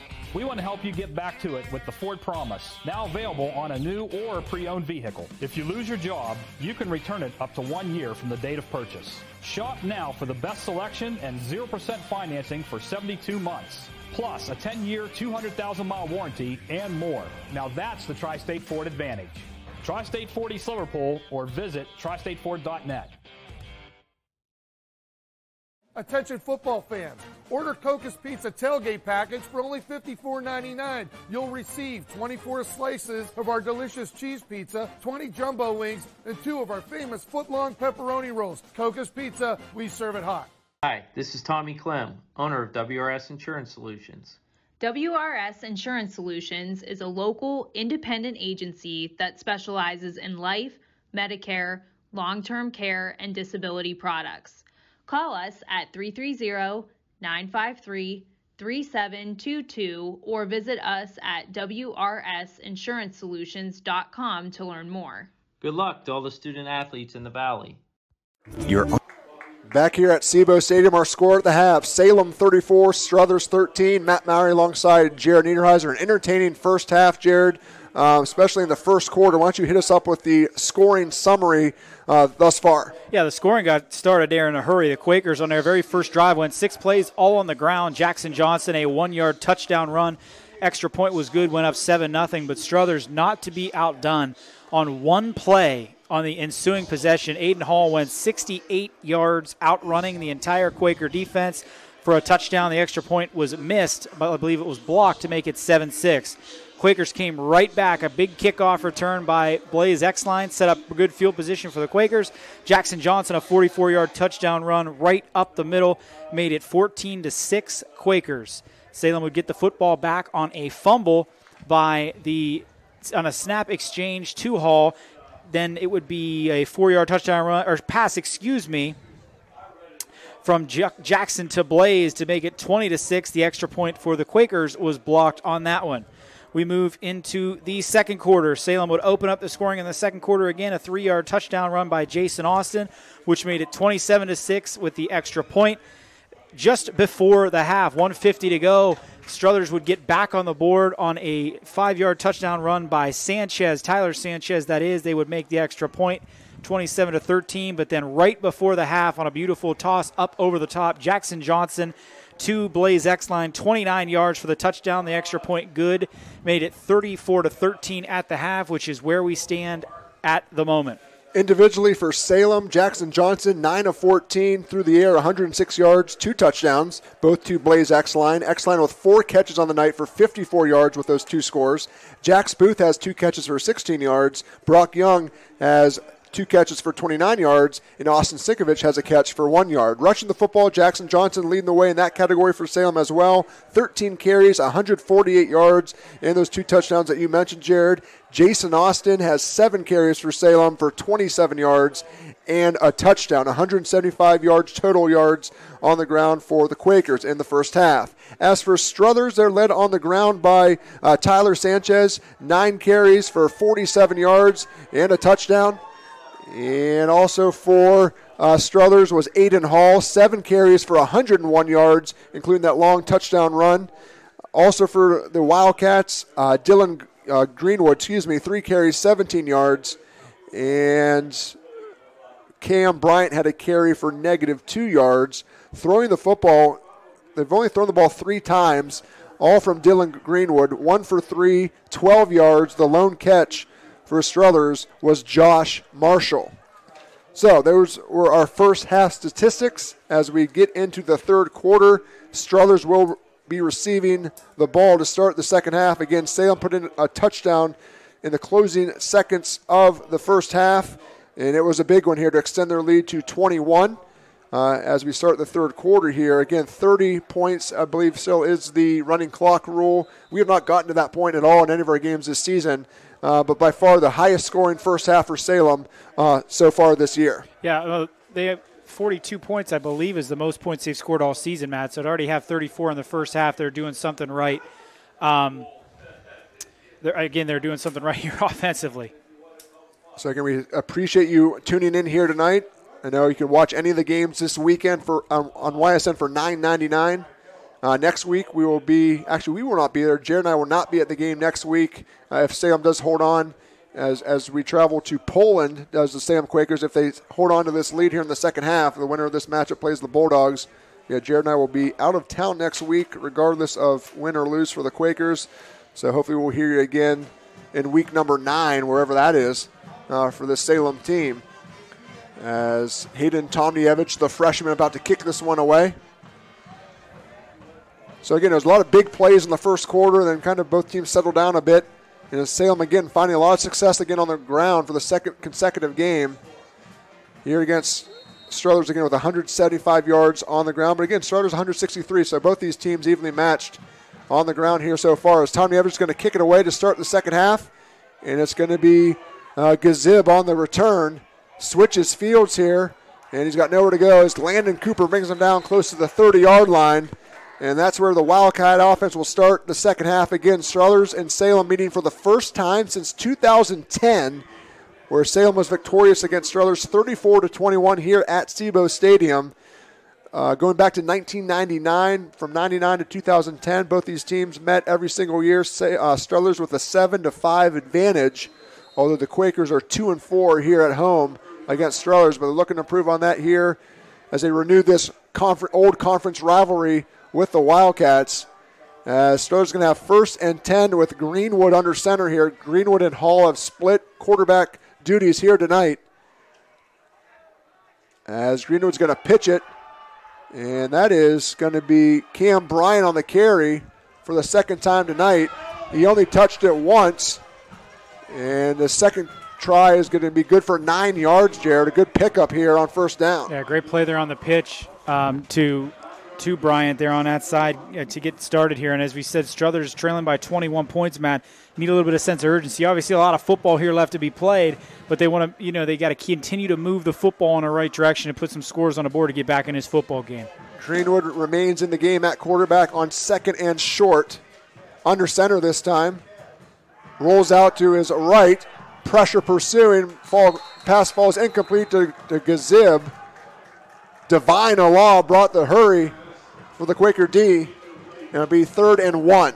Yeah, there's also a penalty flag there, Matt, on the far side of the football field. But, yeah, good pressure there by Allah to force him to throw that ball short. We'll see what the penalty happens to be as we see Struthers marching in the wrong direction. So if that's any indication. Referee Jeff Davis with the call.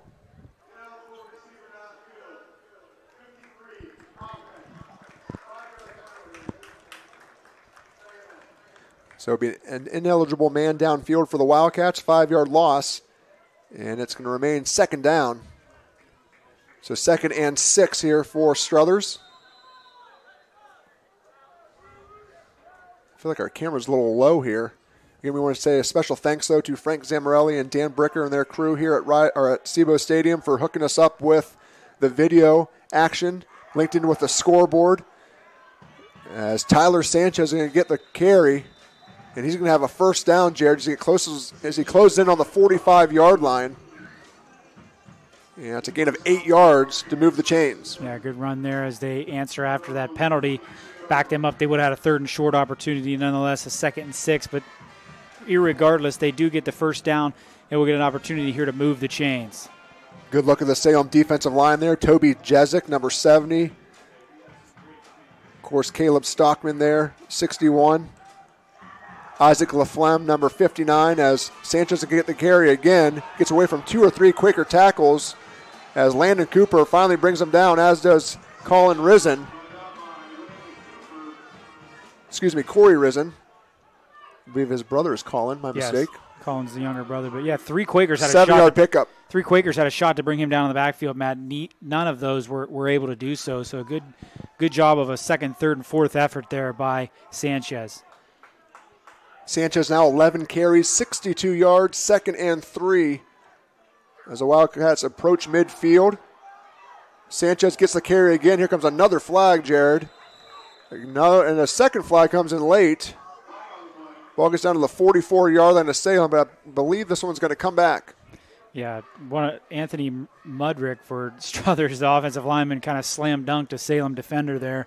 That was what I'm assuming the second flag. I did not see what the first flag, but you got to think where it was thrown. It's in the area of holding. So Struthers kind of shooting themselves on the foot on this drive. It is a hold against the Wildcats. 10-yard penalty remains 2nd down, as they're going to be pushed back to their own 39-yard line. It'll be 2nd and 23. 13. My mistake. Yeah, I already did the other 10. My mistake. Thank you for that math correction. 2nd and 13 for the Struther offense with 9:50 to go. As Greenwood's going to sling it to the near side. Incomplete. Pass intended for Hall. And again, Jared, it's only the third pass attempt of the night for the Struthers offense. And it'll be 3rd and 13 still, here with 9:48 to go in the third quarter. Well, their offense has been moving the football, Matt. It's just a matter of, we've seen penalties. They turned the ball over in the first half, and then 3 snaps that went over the quarterback's head. So they've kind of been shooting themselves in the foot. Their offense has been able to move the football. They've just, at inopportune times struggled to, hold on to it. 4 wide here for Greenwood. He's going to throw it again on 3rd and long. Flush out of the pocket, though. He still is going to throw it over the middle. It's tipped and almost intercepted. Landon Cooper almost came up with it. As a nice try there by Greenwood just to get rid of the football as the Quaker pressure was pursuing. But it's going to fall incomplete. It'll be 4th and long, and Struthers going to be forced to punt this one away. Yeah, good defensive stop there by the Quakers to get the football back to this offense. We've seen how potent they've been so far in this game, and they want to continue to put points on the board and put this thing away. Jax Booth, always deadly, back to return at his own 30-yard line. See if Salem brings some pressure to try to block this punt. Nope, just token pressure there as Booth is going to have a chance to return this at the 25. And now he calls for a fair catch. You never know with Jax if he's going to bring that back or not. And the Quakers will take over for the first time here in the second half at their own 25-yard line, leading at 34-13. And we'll see what the Quakers come up with here to start the second half. Yeah, again, we've seen a heavy dose of the run, but also late in that first half we saw some nice throws through the air. So in previous games, as we've talked, it's been a lot of the aerial assault. But so far, the last couple weeks, Matt, they've done so much damage on the ground, they've been able to mix things in, and it's led to the play-action pass, which we've seen a couple big hits on the pass to Brock Young in the first half, and then the one to X-line there for the touchdown to end the first half. 3 wide here for Johnson. Is he going to hand the ball off to Jason Austin, and Austin's going to get brought down close to the 30-yard line. They try to get on the back of his jersey there. On the stop for Struthers was number 6, Bill Torrance. Gain of 4 there for Austin. And bring up second down. And Austin's just a hard runner, Matt. He gets. It seems like he hasn't really broken one yet this year. Maybe I think he had a 14-yard run a couple weeks ago, but he gets the 3, 4, 5-yard runs up the middle that sets up that play-action pass, or then kind of spread things out for Jackson to take the ball up the middle in those huge holes this offensive line's opened up. Johnson's going to send Wilms in motion, and he's going to keep it himself as he is brought down after a couple-yard gain. Led on the play by Struthers was number 21, Alex Cummings. And one thing this rushing attack does, Matt, is it keeps this clock moving. You know what I mean? When you're up by 21 points, and we've seen the speed of the Struthers offense, you obviously want to keep the ball out of their hands as much as possible and continue to conserve this lead, but also continue to bring that clock down and down in your favor. 3rd and 2. Johnson going to keep it again on the carry, as he is going to be brought down behind the line of scrimmage. A nice play there by Struthers. A couple guys there in on the play. Again, led by Torrance. That's going to be a loss of 2. And it'll be a 4th and 4 here. Johnson now with 15 carries, 150 yards after that 2-yard loss. And now a little decision time here for Salem with the ball at their own 31-yard line. I'm assuming you're going to punt this one away, but you never know here. With Johnson at the quarterback / punting position, he's going to empty the backfield here. Looks to the sideline. Play clock is at 10. And he's going to back up and probably do the right thing and punt it away. Gets it off just in time. A nice punt by Jackson Johnson. Oh, boy, that's going to take a Salem bounce. Oh, my gosh, inside the 10 to the 5. What a punt. Can they get it at the 1? I think it might have went in the end zone. It did. Nope. It's at the 1. Are you sure? He's spotting it at the 1. He did not motion for a touchback. That ball looked like it went right into the end zone, at least at the goal line.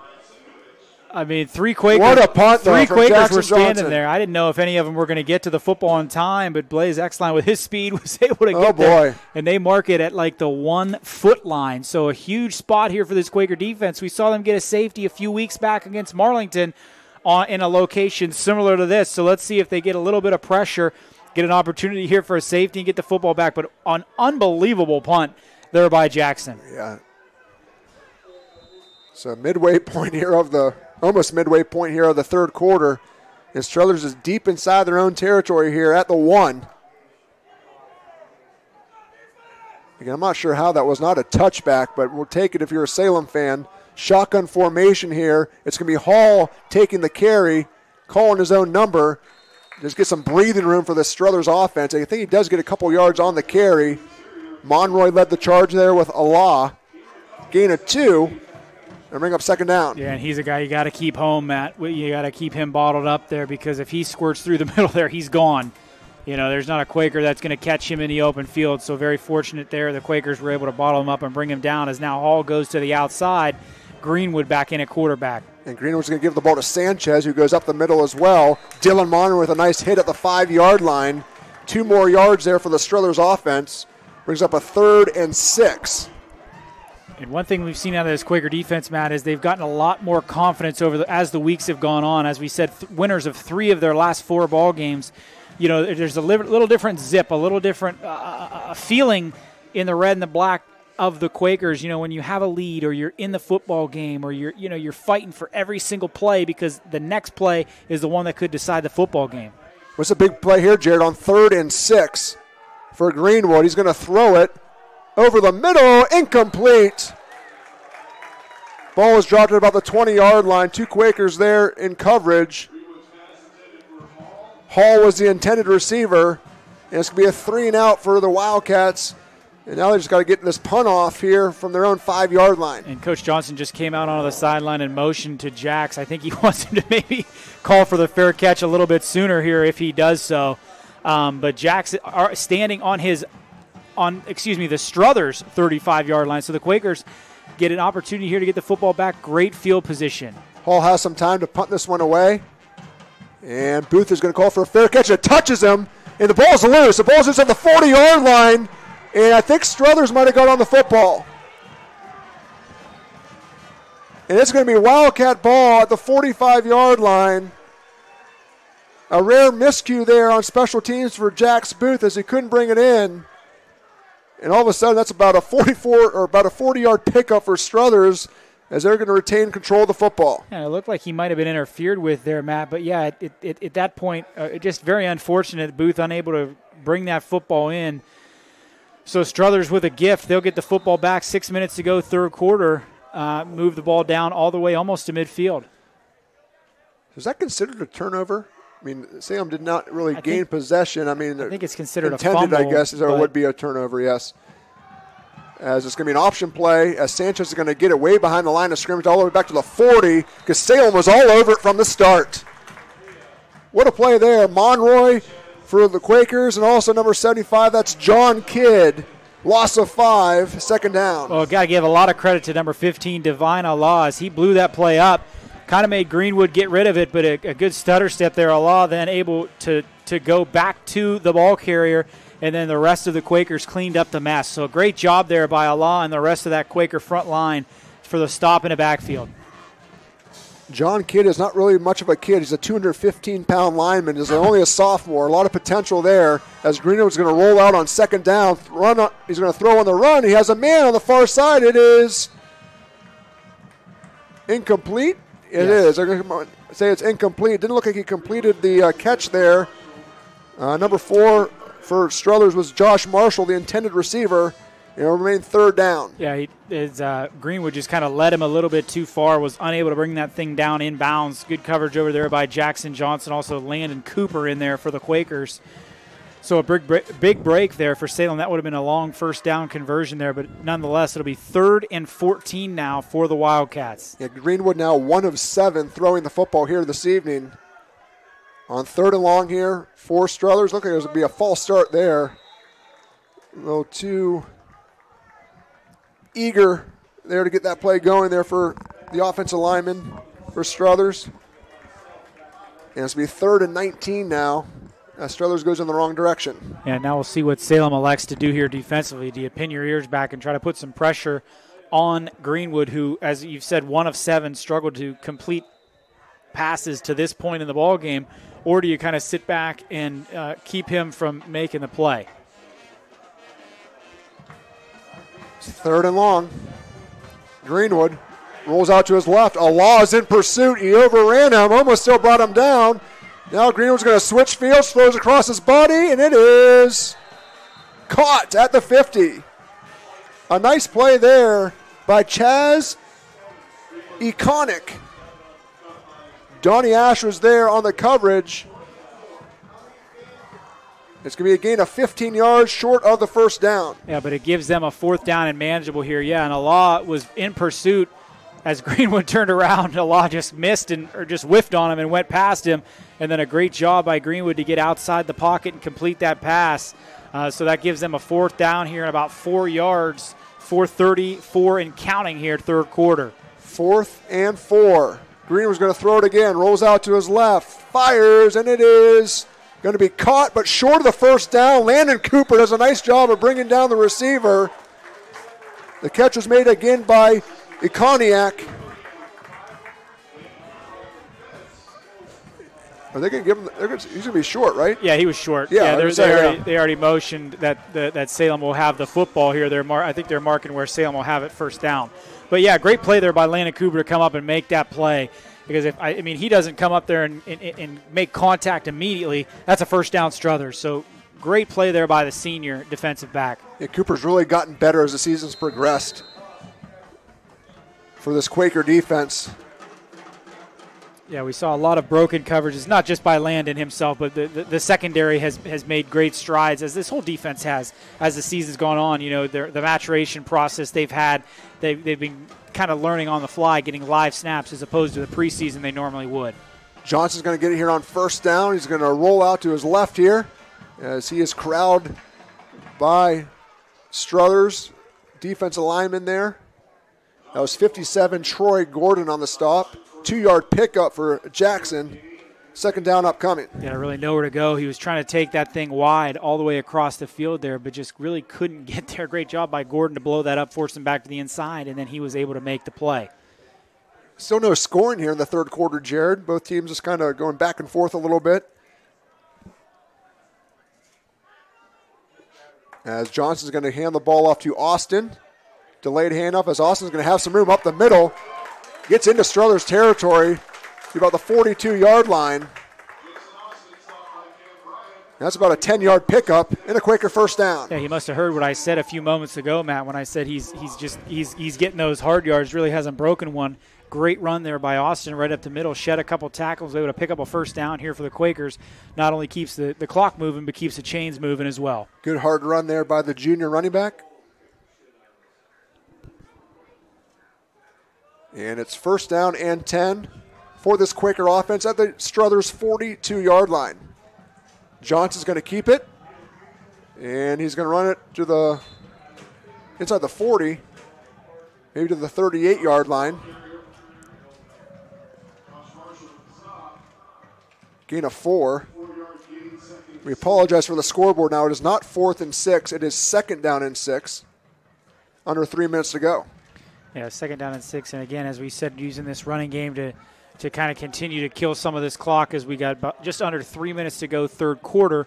Quakers have been in control of this game since the onset here, and this offense continues to move down the field. Second down and 6. Austin gets the carry once again. Crosses the 35, close to a first down. As the Quakers continue to run the football here in the second half, they have yet to throw a pass, Jared, as it's been all running here in the third quarter. Yeah, and as we said last week, kind of if it's not broke, don't fix it. You know, if you're continuing to get 3, 4, 5 yards a pop every time you run the football, there's really no sense in trying to throw it if you don't necessarily have to. And with this 21-point lead coming up on 2 minutes to go third quarter, you know, continuing to salt this game away is what you're looking for. And as Coach Johnson said when I spoke with him this week, you got to hold on to the football also.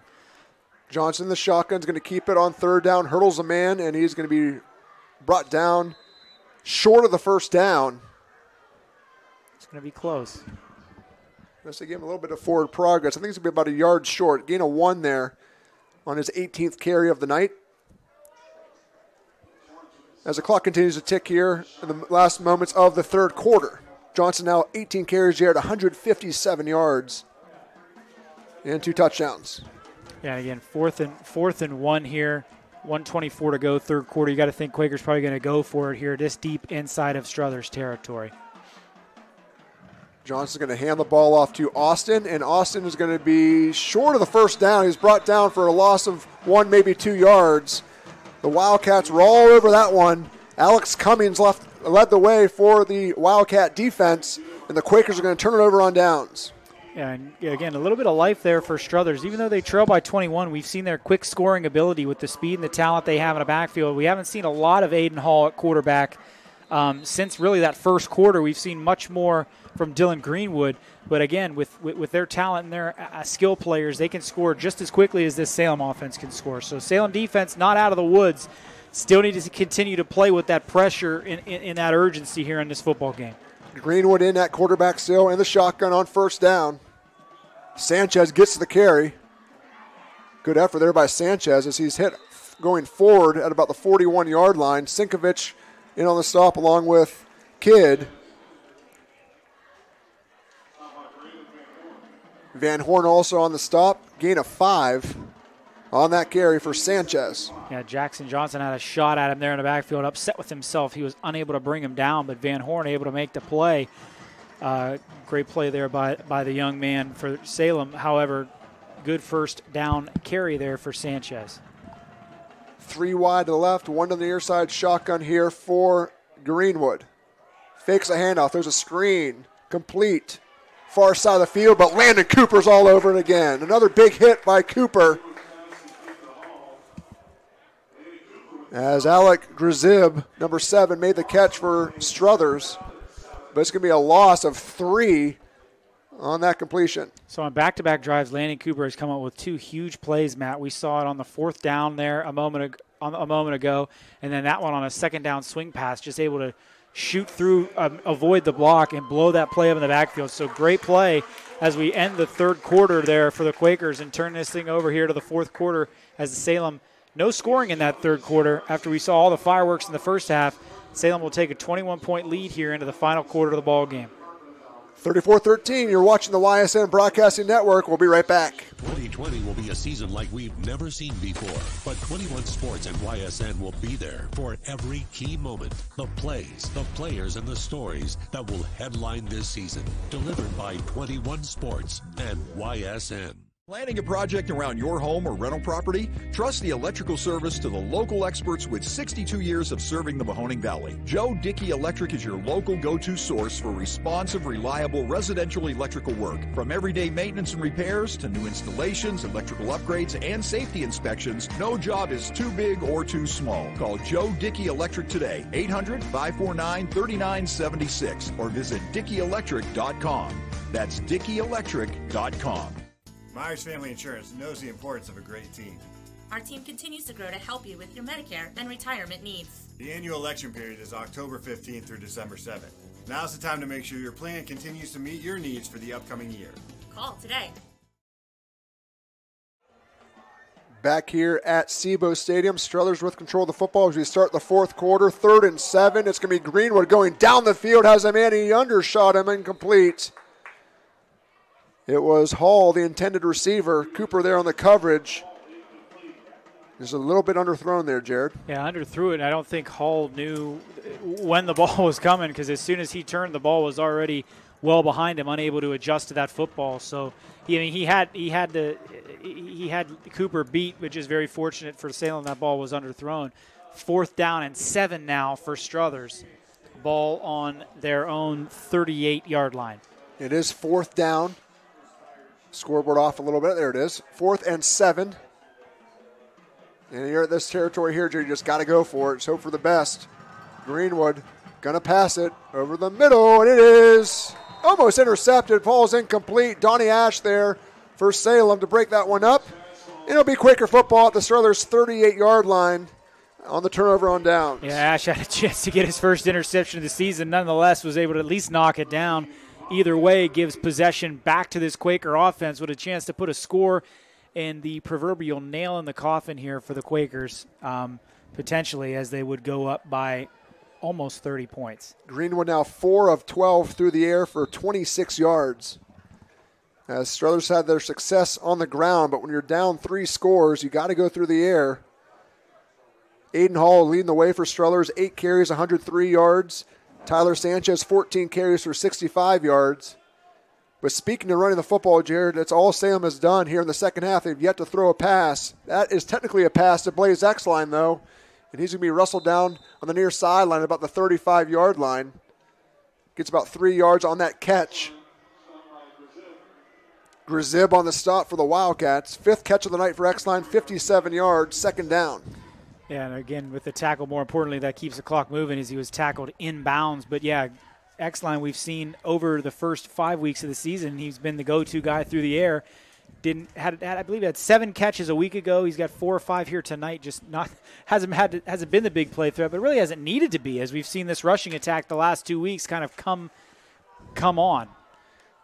Still has 2 touchdowns, though, tonight. Johnson going to fake the handoff, keeps it. Has him into the 30, selling his to the 25. Nice hard run by the sophomore quarterback down to about the 22-yard line.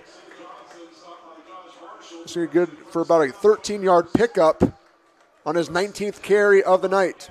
And this offense continues to move the chains here, Matt, just wearing down this Struthers defense. And you got to think, as I said, one more score here to put yourself up 40-13 potentially has got to be weighing on this Quaker offense and the Struthers defense minds. We have a flag on the play. There is a flag on the play here before this first down play has been called.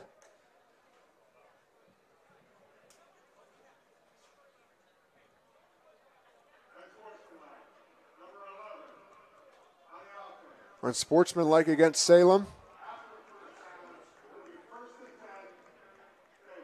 So remain first down. As it was against Jackson Johnson. Didn't quite see what he did out there, but nonetheless, it's going to push Salem back a ways. Remain first down. They're going to mark it all the way back to close to the 40-yard line. Yeah, so again, unfortunately, that backs things up way farther than where they would have been. However, at this point, obviously the clock is what you want to see continue to move, but things like that, just in a game like this where you're up by so much, just silly penalties are unnecessary. So it'll be 1st and 10 for Salem at the Struthers 38-yard line. Jason Austin gets the carry, and he's going to be wrestled down after a pickup of about 3 or 4 yards. On the stop there for Struthers was Aiden Isabella. So it's not 1st and 25. Okay, so it's going to be 1st and 10, gain of 3, so it's 2nd and 7. No miscommunication there. So we have a 2nd and 7 now for Salem with the ball at the 35-yard line. Quakers taking their time to get to the line of scrimmage here in control. Play clock's now at 10. Usually they don't see this from Salem's offense. Usually they're trying to get as many plays out there, as much attack as possible, as Johnson's going to be brought down after a gain of 1 on that carry.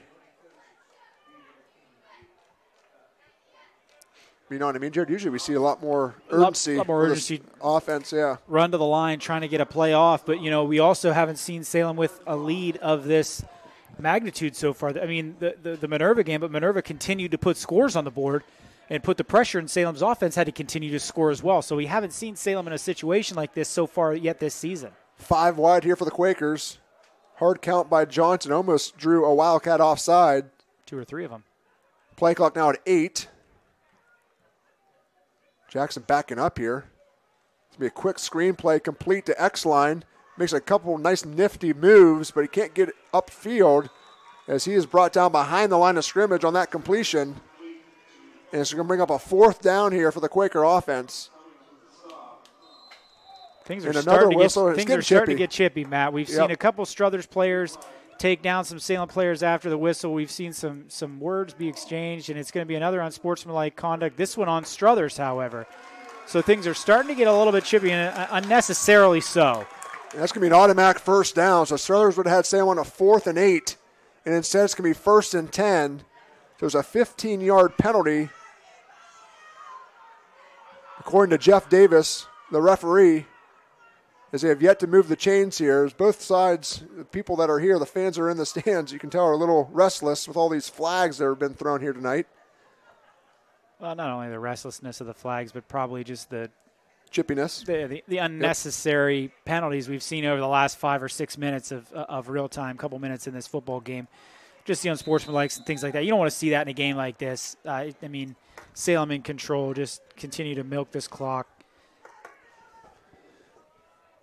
As they look to the sideline again here, now on 1st and 10. It's going to have been a bizarre second half. Again, still looking for our first points here in the second half. Johnson's going to throw it for the first time. He's going to look for the end zone. He has a man. It is incomplete. Jax Booth almost brought it in the back of the end zone. Coverage on the play for Struthers was number 4. That's Josh Marshall. He'll bring up second down. Yeah, I had him over the top there. Would have been a beautiful over-the-shoulder catch by Booth, just in and out of his hands. Unfortunately, unable to haul that football in. So Salem here lives to fight another down. We'll see what they decide to do here. 8:34 to go in this football game. Jax Booth a little limp in his step there as he looks at the sideline here for the second down play. Both teams with all 3 timeouts. As the Quakers have the ball at the 21-yard line, looking to advance to Poland next week, week 2 of the playoffs, as there's another whistle and another flag. And this one might be delay a game. Nope, false start. Okay, false start against Salem. That'd be a 5-yard penalty. It'd be second down. And it's been a very long, I mean, we still have 8.5 minutes to go in this game, but it's been a very long 3 minutes here in this fourth quarter. Yep. Man. Some scores in the area. Beaver Local 39, Minerva 7. Some other updates. We want to hey, special congratulations to East Palestine, Jared. The Bulldogs victorious today against St. John's up at Spire Institute up near Cleveland, 15-14. The Bulldogs get their first win of the season. Congratulations to them with that win. And there's another whistle and another. No, not a flag. It's a timeout. Timeout Salem. We're going to take a timeout as well. Here with 8:34 remaining in the game. It's all Quakers, 34-13. We'll be back. Baird Brothers remains your source for fine hardwood products. For the time being, we're open for customer pickup only on weekdays, 9 a.m. to 4 p.m. and Saturday from 9 a.m. till noon. Place your order online at bairdbrothers.com. Baird Brothers, for the place you love. Quality, customer service, and integrity. Those are the 4 words that have driven our success since 1957 at Joe Dickey Electric. Joe Dickey Electric is one Mahoning Valley landmark business that stays current with the requirements of our customers. Family owned and managed, we are an electrical contractor and energy solutions provider.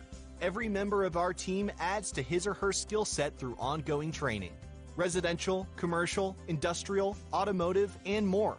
We keep ahead of the needs of our customers with a fleet of more than 50 vehicles and 24/7 emergency service, so you're never left in the dark.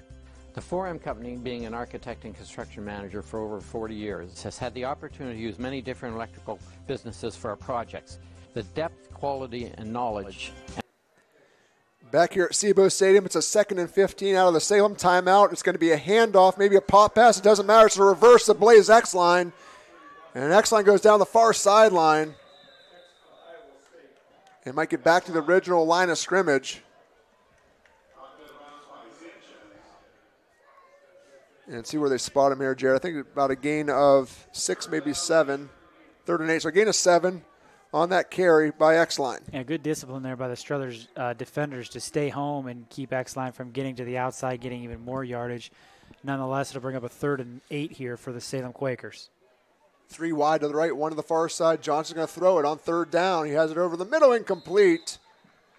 Went right in the hands of Isaac Pangelo, the junior linebacker, and the clock stops, 4th down.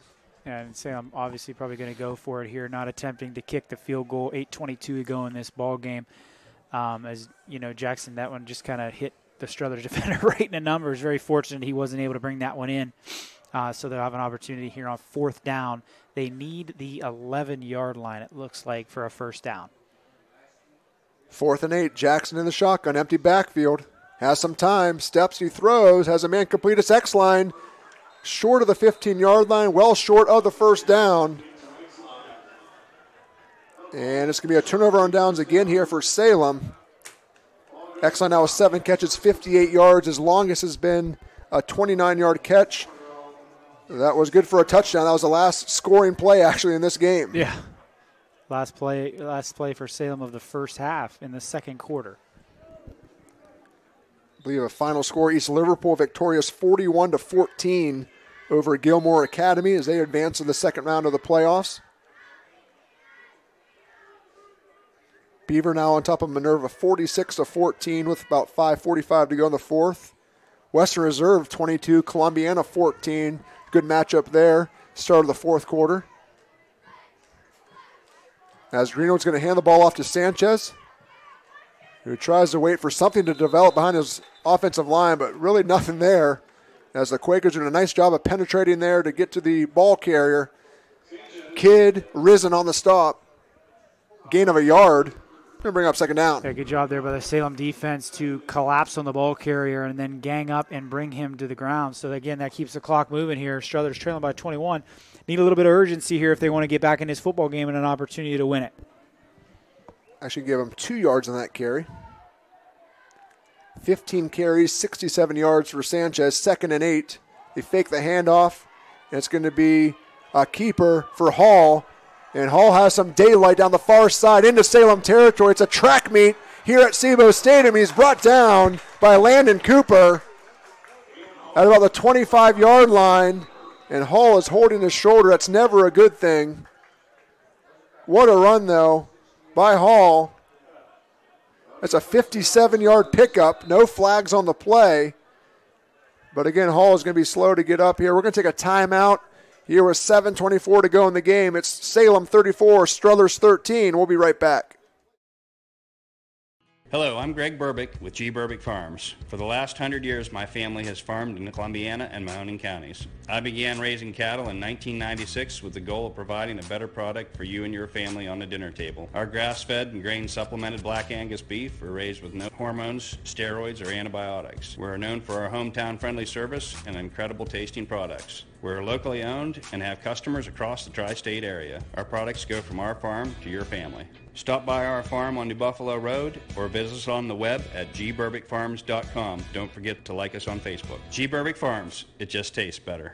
Hi, this is Tommy Clem, owner of WRS Insurance Solutions, reminding you that it is open enrollment for Medicare. Now through December 7th, those who qualify can visit our local independent agency by calling us at 330-953-3722 or visiting us at wrsinsurancesolutions.com to learn more. Good luck to all the student athletes in the Valley. Attention all football fans. If you can't see your team play, come and dine with us and watch it live at Boardman, Canfield, or Cortland. Or staying at home, we'll deliver right to your door. That's Coca's Pizza. We serve it hot. Baird Brothers remains your source for fine hardwood products. For the time being, we're open for customer pickup only on weekdays, 9 a.m. to 4 p.m. and Saturday from 9 a.m. till noon. Place your order online at bairdbrothers.com. Baird Brothers, for the place you love. Quality, customer service, and integrity. Those are the 4 words that have driven our success since 1957 at Joe Dickey Electric. Joe Dickey Electric is one Mahoning Valley landmark business that stays current with the requirements of our customers. Family owned and managed, we are an electrical contractor and energy solutions provider. Every member of our team adds to his or her skill set through ongoing training. Residential, commercial, industrial, automotive, and more. We keep ahead of the needs of our customers with a fleet of more than 50 vehicles. Aiden Hall, the injured Wildcat, after that 57-yard run, he was able to make his way to that near far sideline under his own power. Matt Mowry alongside Jared Niederheiser. Struthers in control of the football. Down 3 scores. Bryant gets the carry up the middle, and Bryant looking to get close to the end zone. He's corralled inside the 5 by Dylan Monroy. 24-yard pickup, 1st and goal Wildcats. Yeah, great run there by Bryant up the middle. We haven't seen a lot of him running the football, but what we have seen, Matt, he's been very, very effective. A great run there up the middle to set up a potential touchdown here. Still 7 minutes to go. Struthers 3 timeouts. A lot of football left to be played here, Matt, so we'll see what happens. Only 3 carries for Bryant, but his second of the second half. Both of them have been impressive. And then go back to him here on 1st and goal from the 4 as he is hit at the line of scrimmage. Risen there brought him down. It's been a good game for Corey Risen, the junior. He's called his name a lot tonight. Gain of a yard on that carry for Bryant, and it's 2nd and goal. Yeah, Salem defense needs to come up big here. We've seen them come up big, Matt, inside the 5 before. Let's see if this is an opportunity here. Even though you're up by 21 points, a stop here would be a huge momentum here for the rest of this football game. Greenwood in the shotgun on 2nd and goal from the 3. Gets the snap. Hands the ball off to Bryant. Divine Allah there trying to bring him down, as is Jackson Johnson. Isaac Laflemme also on the play as Bryant gets closer to the end zone. Did he get a yard there, Jared? Maybe got one. Looks like they're going to spot him at the 2-yard line here, Matt. 3rd down and goal. Obviously 4-down territory here if you're the Wildcats, but Salem defensive line has been holding strong so far. 2 more opportunities here to get a stop. So we'll give him a yard, and it's 3rd and goal from the 2. Bryant's going to remain in the backfield. Now Greenwood's under center. Greenwood's going to go with a quarterback sneak into the end zone for an easy touchdown. So Struthers gets the first touchdown, first scoring opportunity really of either team in the second half as they cut this to a 34-19 game. Yeah, Greenwood just kind of went right behind his offensive line, snuck in there, and then stood straight up. It was kind of funny. You know, you see him, the no Quaker defender there, able to bring him down. So Struthers gets on the board, see what they elect to do. They're going to kick this extra point here and keep it at a 14-point football game should they make.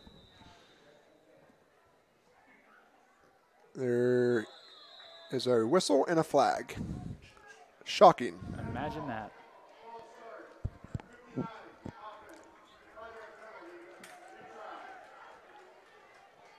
So now it's going to back them up 5 yards here. It's going to make the try a 25-yard extra point. We'll see. So Salem, of course, is in the playoffs last year. So was Struthers, actually. Just look that up. That's right, because they played Poland last year in the playoffs. They played them week 10, then followed up with a playoff match of the exact same week, or the next week. As there's the snap, the holder's down, the kick is up, and the kick is no good. Extra point is no good, so it's going to remain a 34-19 game. I forgot about this, actually, Jared, because Poland and Struthers met in week 10 last year. It was a close at game, Poland. if I It's remember. 14-12. And they played the following week, and Poland smacked them 31-0.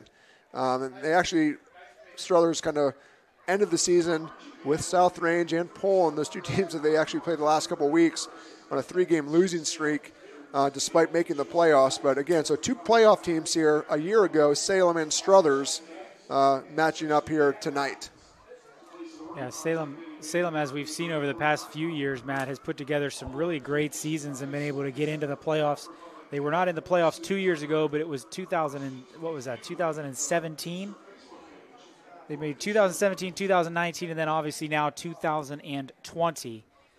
They've been able to find themselves here in the playoffs, obviously, albeit this year everyone has the opportunity.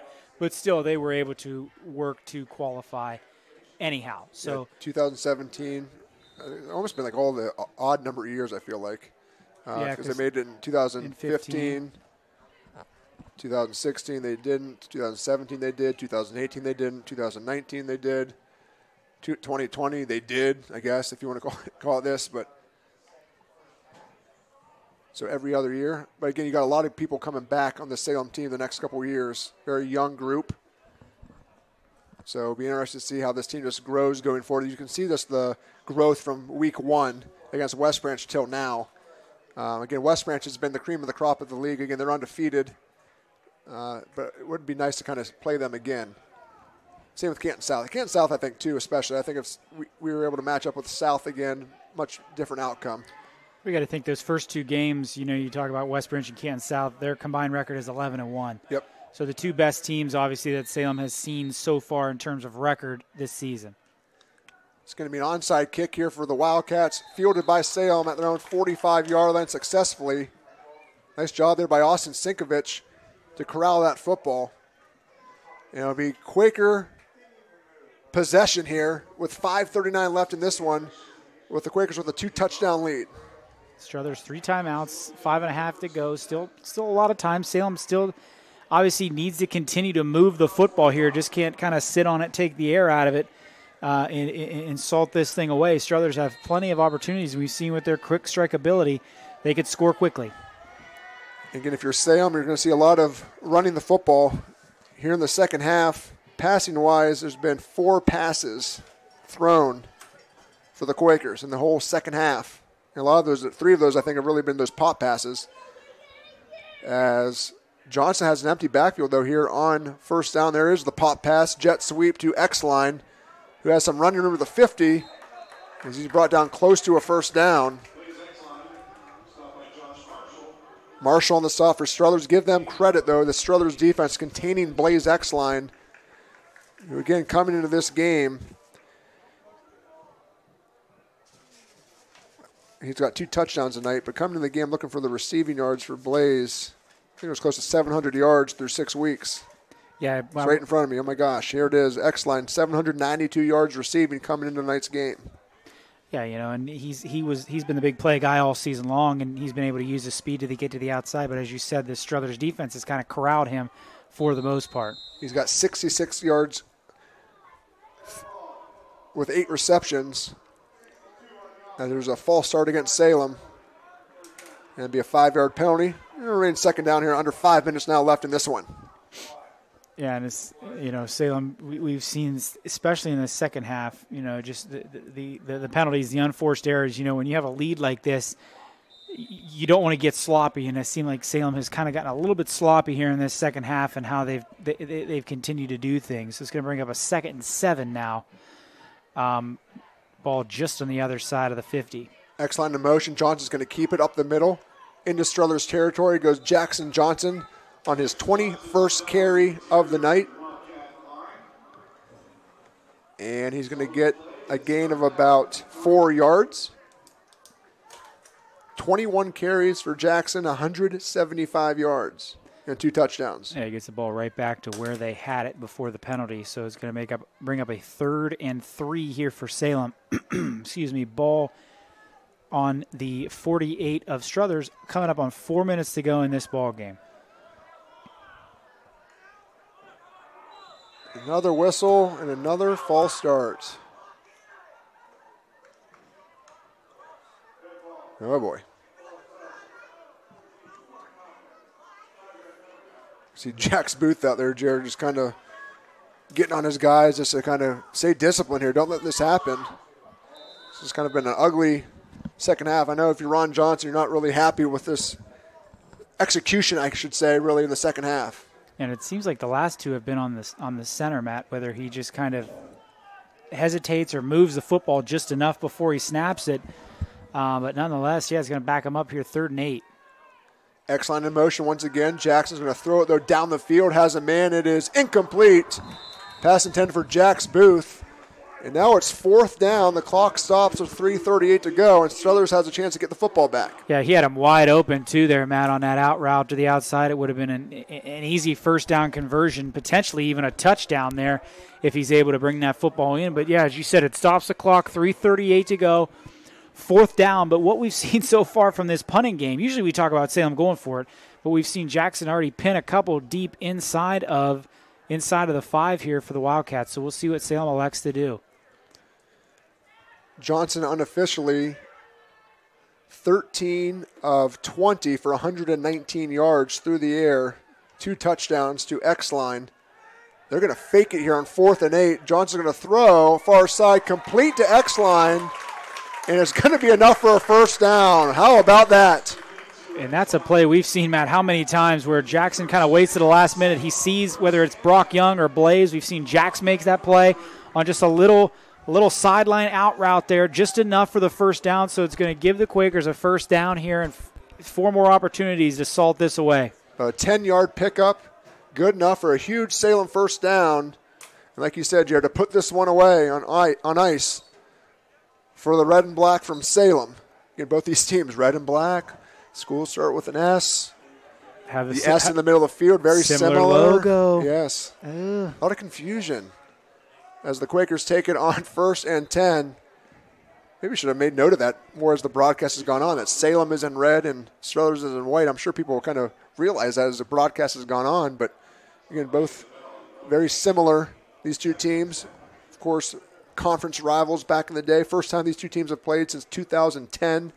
As you get a look at the Salem High School Marching Band, looks like they're heading toward the Victory Bell maybe. I think that's where they're going. Okay.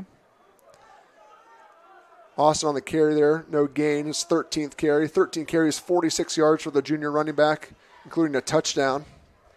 2nd and 10. Ah. False start again. Ugly. Got to think, Matt, with 3 minutes to go in this football game, just kind of, you don't need any unnecessary movement, anything, any pre-snap stuff. Just snap the football, hand it off, run it up the middle, keep this clock moving.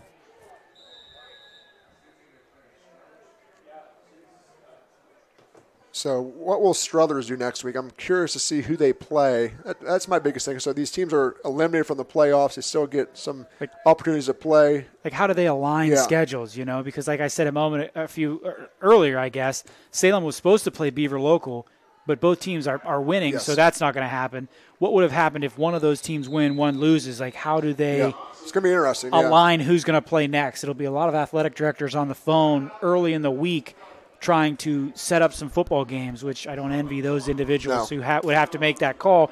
Luckily for our athletic director, he already knows where we're going next week, so that is handled. So, Struthers can call their first time out, Jared. They have 2 remaining here on 3rd and 13 for Salem. Johnson carrying the football there, no gain on his 22nd carry, 175 yards for JJ. Well, here's what you do, Matt. Do you run the ball here, get an opportunity here, make Struthers use another timeout, or do you go for the first down on this play? My mindset would be let's run the ball, make them use a timeout. But as we've seen, they went for it on 4th down just a moment ago. You never know what's going to happen when you're watching a Salem football game.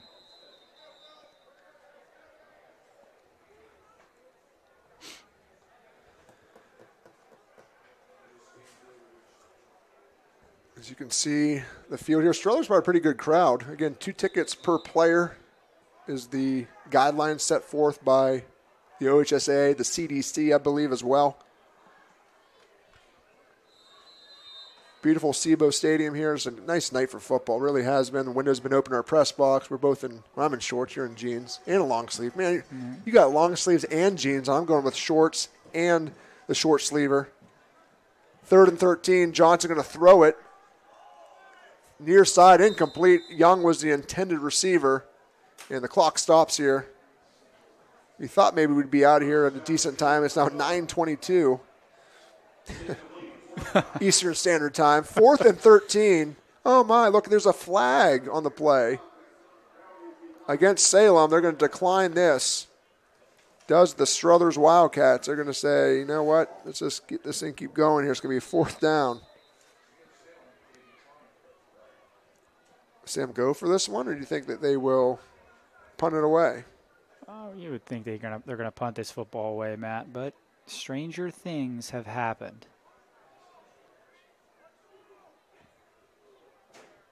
Jackson looks like he's going to wait until the last possible second, maybe even run this thing down and call a timeout. And that's exactly what they're going to do here, run it all the way down to 1 and call timeout here with 2:20 remaining in this football game. Salem leading 34-19. You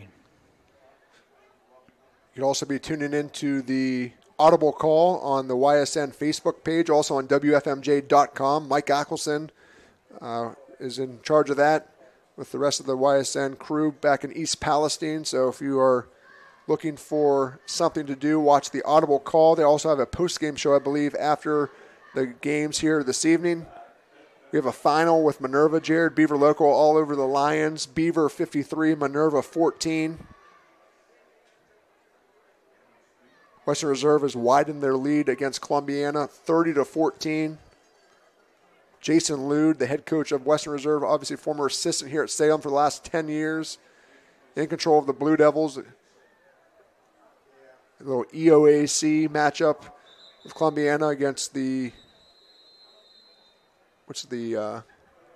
Western Reserve League. It's I just drew a blank. Oh, boy. Reserve and Springfield and McDonald. You see the Salem student section there. 4th and 13. Jack Johnson now going to punt it away. Low snap. It's another good punt. I'm not sure how you get selected for, like, punting recognition, like at a state level, but I know Mitch Davidson a number of years ago got selected as like all-state punter for Salem. Jackson's pretty good. So again, I don't know how those are measured or whatever, but I don't know if they look at net or they look at, yards per punt. Truthfully, I have no idea. It's a great question. Yeah, it would be something worth looking up on how that works. But nonetheless, 2:11 to go here. Quakers leading by 15. Struthers 2 timeouts, an opportunity here to quickly need to put a score on the board. As Greenwood in the shotgun. And he's going to complete his pass. And that's number 7. We've called him a couple times tonight, Alec Gazib. And it's going to be a first down there from Greenwood to Gazib. Technically, it's only Gazib's second catch of the night, but that's good for 12 yards. And a Struthers first down. Greenwood now throwing the football. Flush out of the pocket, just gets rid of it. Throws off his back foot, incomplete. And it'll be second down with 1:50 to go. Yeah, good pressure there by the Quaker defense to keep him in and not give him any opportunity here there to get loose or throw the football. Obviously, great job by the secondary to keep everyone in front on the coverage and just force him to throw that football away.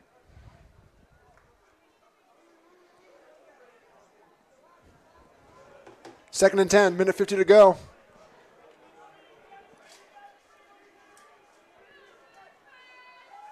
Greenwood going to throw it. Steps up over the middle, off the hands of his intended receiver, incomplete. That was intended for Josh Marshall. And it's now 3rd and 10 for the Wildcats. Yeah, very fortunate that ball popped up and went the other way, or could have had an opportunity for a Salem interception, which would have definitely sealed the deal. We saw last week Jax Booth came up with a big interception to end that football game. So we'll see what happens here. Maybe an opportunity for Salem to seal it with an interception once again. Greenwood now 5 of 15 for 38 yards through the air. Needs a completion here on 3rd and 10. Gets the snap, rolls out to his right. Throws on the run, has a man complete. It's Gazib, but it's only for a gain of about 2 yards. Landon Cooper and Jackson Johnson there on the stop for the Quakers.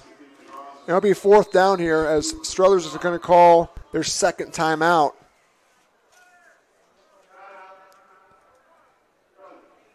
Again, kind of a random game here. Salem has not scored a point here in the second half. 34-13 was our score at the half. And Struthers scored a touchdown here in the fourth quarter with 5:40 to go. That's been our only scoring after an eventful first quarter. We're in a minute time span, game clock-wise. There's 3 touchdowns scored. Salem first, then Struthers answered on the very next play. And then 2 plays later, Salem scored again. So a lot of action early. But Struthers now has a 4th and 8. This will be their last chance here. If they don't convert this one's over. Yeah, so we'll see Salem defense looking to tighten up here. Obviously want to get a stop here, get the ball back to the offense, get in victory formation, and move and get ready for next week. So Salem-Poland, it'll be an interesting matchup. Again, 2 old rivals from the Metro Athletic Conference days. As they're going to throw it and complete it, and it's going to be a pitch there. Try a little bit of trickery. There's a Struthers offense here. Last-ditch effort as Gazib ends up with the football at last. And that's going to be a pickup of about 16 yards. Ikoniak brought the catch in and pitched it to Gazib. And again, 16-yard pickup and a first down. Greenwood's going to throw it, and the ball is bobbled, but brought in by Marshall this time, his second catch of the night. Gain of 4. Clock continues to run at a minute. Try to look at the last time Salem and Poland played, Jared. I'm going to go back to 2010 and see if I can find it there. Greenwood's going to pump fake, throws it down the far side. He got drilled, and the ball falls incomplete. Marshall, the intended receiver, but Greenwood got planted back at the line of scrimmage. He is slow to get up. Yeah, John Kidd came with the heat there for the Quakers and got right in his face and was able to knock him down as soon as he let go of that football. Big play there by the big fella up front. As the official is going to call a timeout, Greenwood is up and moving around as he's going to head to the sideline here. As he took a shot, Matt. So Aiden Hall is already pretty banged up. He's the other quarterback that's seen action here tonight. Let's see who comes out here. As it looks like it might be Gazib. It is. Alec Gazib is going to be under center here, the receiver. On 2nd and 6 from the Salem 48-yard line. The last time Salem and Poland played here was back in 2007 as Gazib's going to carry it, crossing the 40-yard line, and actually have enough for a first down, gain of 8. So Gazib with the 8-yard carry. That's his first carry of the night. And Struthers fighting to the end. Give him credit here.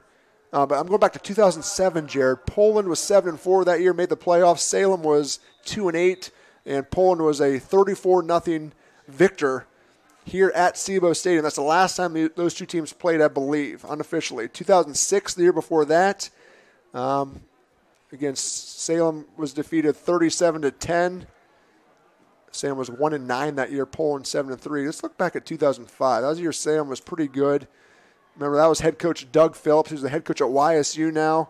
That was a loss, too. Poland defeated Salem 17-13 back in 2005. 2004, maybe? Salem finished 6-4 that year. Yep.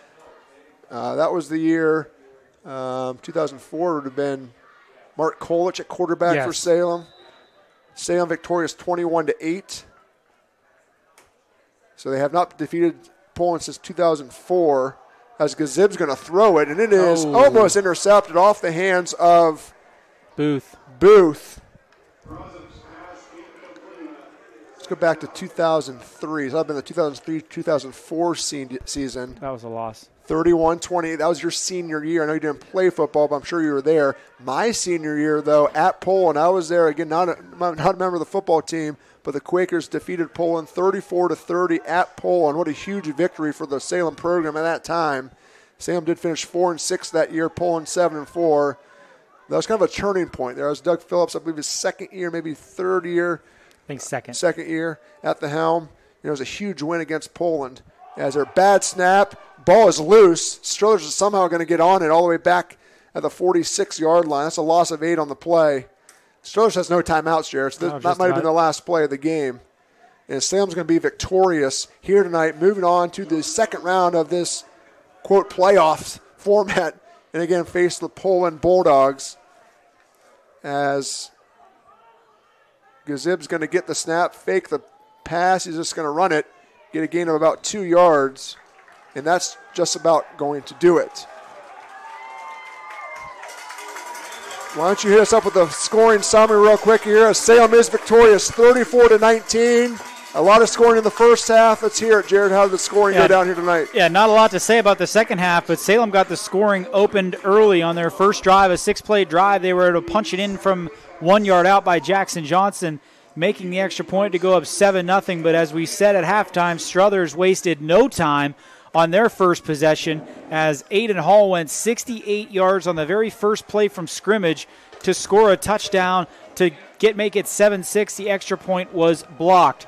Salem then got the football back. It only took 2 plays on their second drive to where they were able to punch the football in once again. Extra point was good, 14-6. Salem would then recover a fumble, come down and punch in a third touchdown of the first quarter. Jackson Johnson over the top to Blaze Exline, a short touchdown of 4 yards there.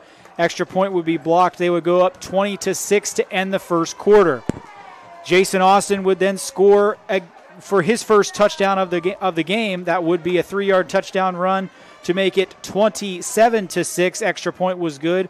Then right before the half, we saw Struthers on a 5-yard run by Tyler Sanchez to get back in the game to make it 27-13. Salem not to be outdone. A beautiful over-the-top ball from Jackson to Blaze Exline for his second touchdown pass of the game. Blaze's second touchdown reception made it 34-13 at the half. The only score we saw here of the second half, Matt, was just a few moments ago, 5:40 to go. it was Dylan Greenwood on a 2-yard touchdown run to make it 34-19. The extra point was no good. That was our last score of the game, and that is where we end up. The Salem Quakers victorious here tonight, 34-19. They will travel to Poland next week to take on the Bulldogs in round 2 of the playoffs. So let's see the individual statistics. First for Struthers here tonight, Jared. It was passing the football for them. Dylan Greenwood, 8-19 for 42 yards. Leading the way on the ground, though, was Aiden Hall, 9 carries, 160 yards. And Tyler Sanchez had 15 carries for 67 yards. Cam Bryant, 5 carries, 33 yards. And Greenwood had 4 carries himself for 19 yards. Alec Gazib had 2 carries for 10. Receiving-wise, Ikoniak, 3 catches for 33 yards. Josh Marshall had 2 catches for 16 yards, and Gazib had 3 catches for 11 yards.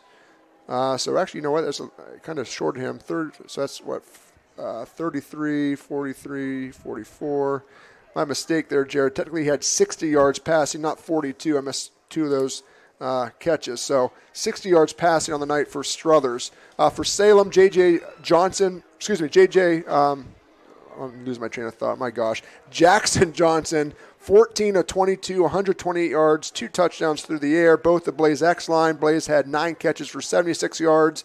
Jax Booth had 2 catches for 16 yards. Brock Young had 2 catches for 29 yards, and Austin Sekovich had a catch for 7 yards.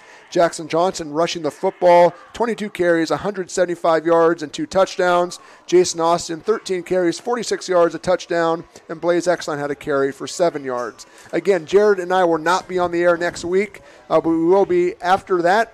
Where? We don't know. But hopefully you'll be able to tune into the YSN Poland broadcast next week, as it will be Poland and Salem at Poland, as those 2 teams meet for the first time in over a decade. So for Jared Niederhauser, this has been Matt Mowry. The final score for the final time, Salem 34, Struthers 19. We thank you for watching here tonight on the YSN Broadcasting Network, and we'll see you here in a couple weeks. See you in 2 weeks. Have a great week, everybody. This broadcast stream is copyrighted by Yoakley Scott Corporation, LLC. Any other use of this telecast, any pictures, descriptions, or accounts of the game without YSN's consent is prohibited.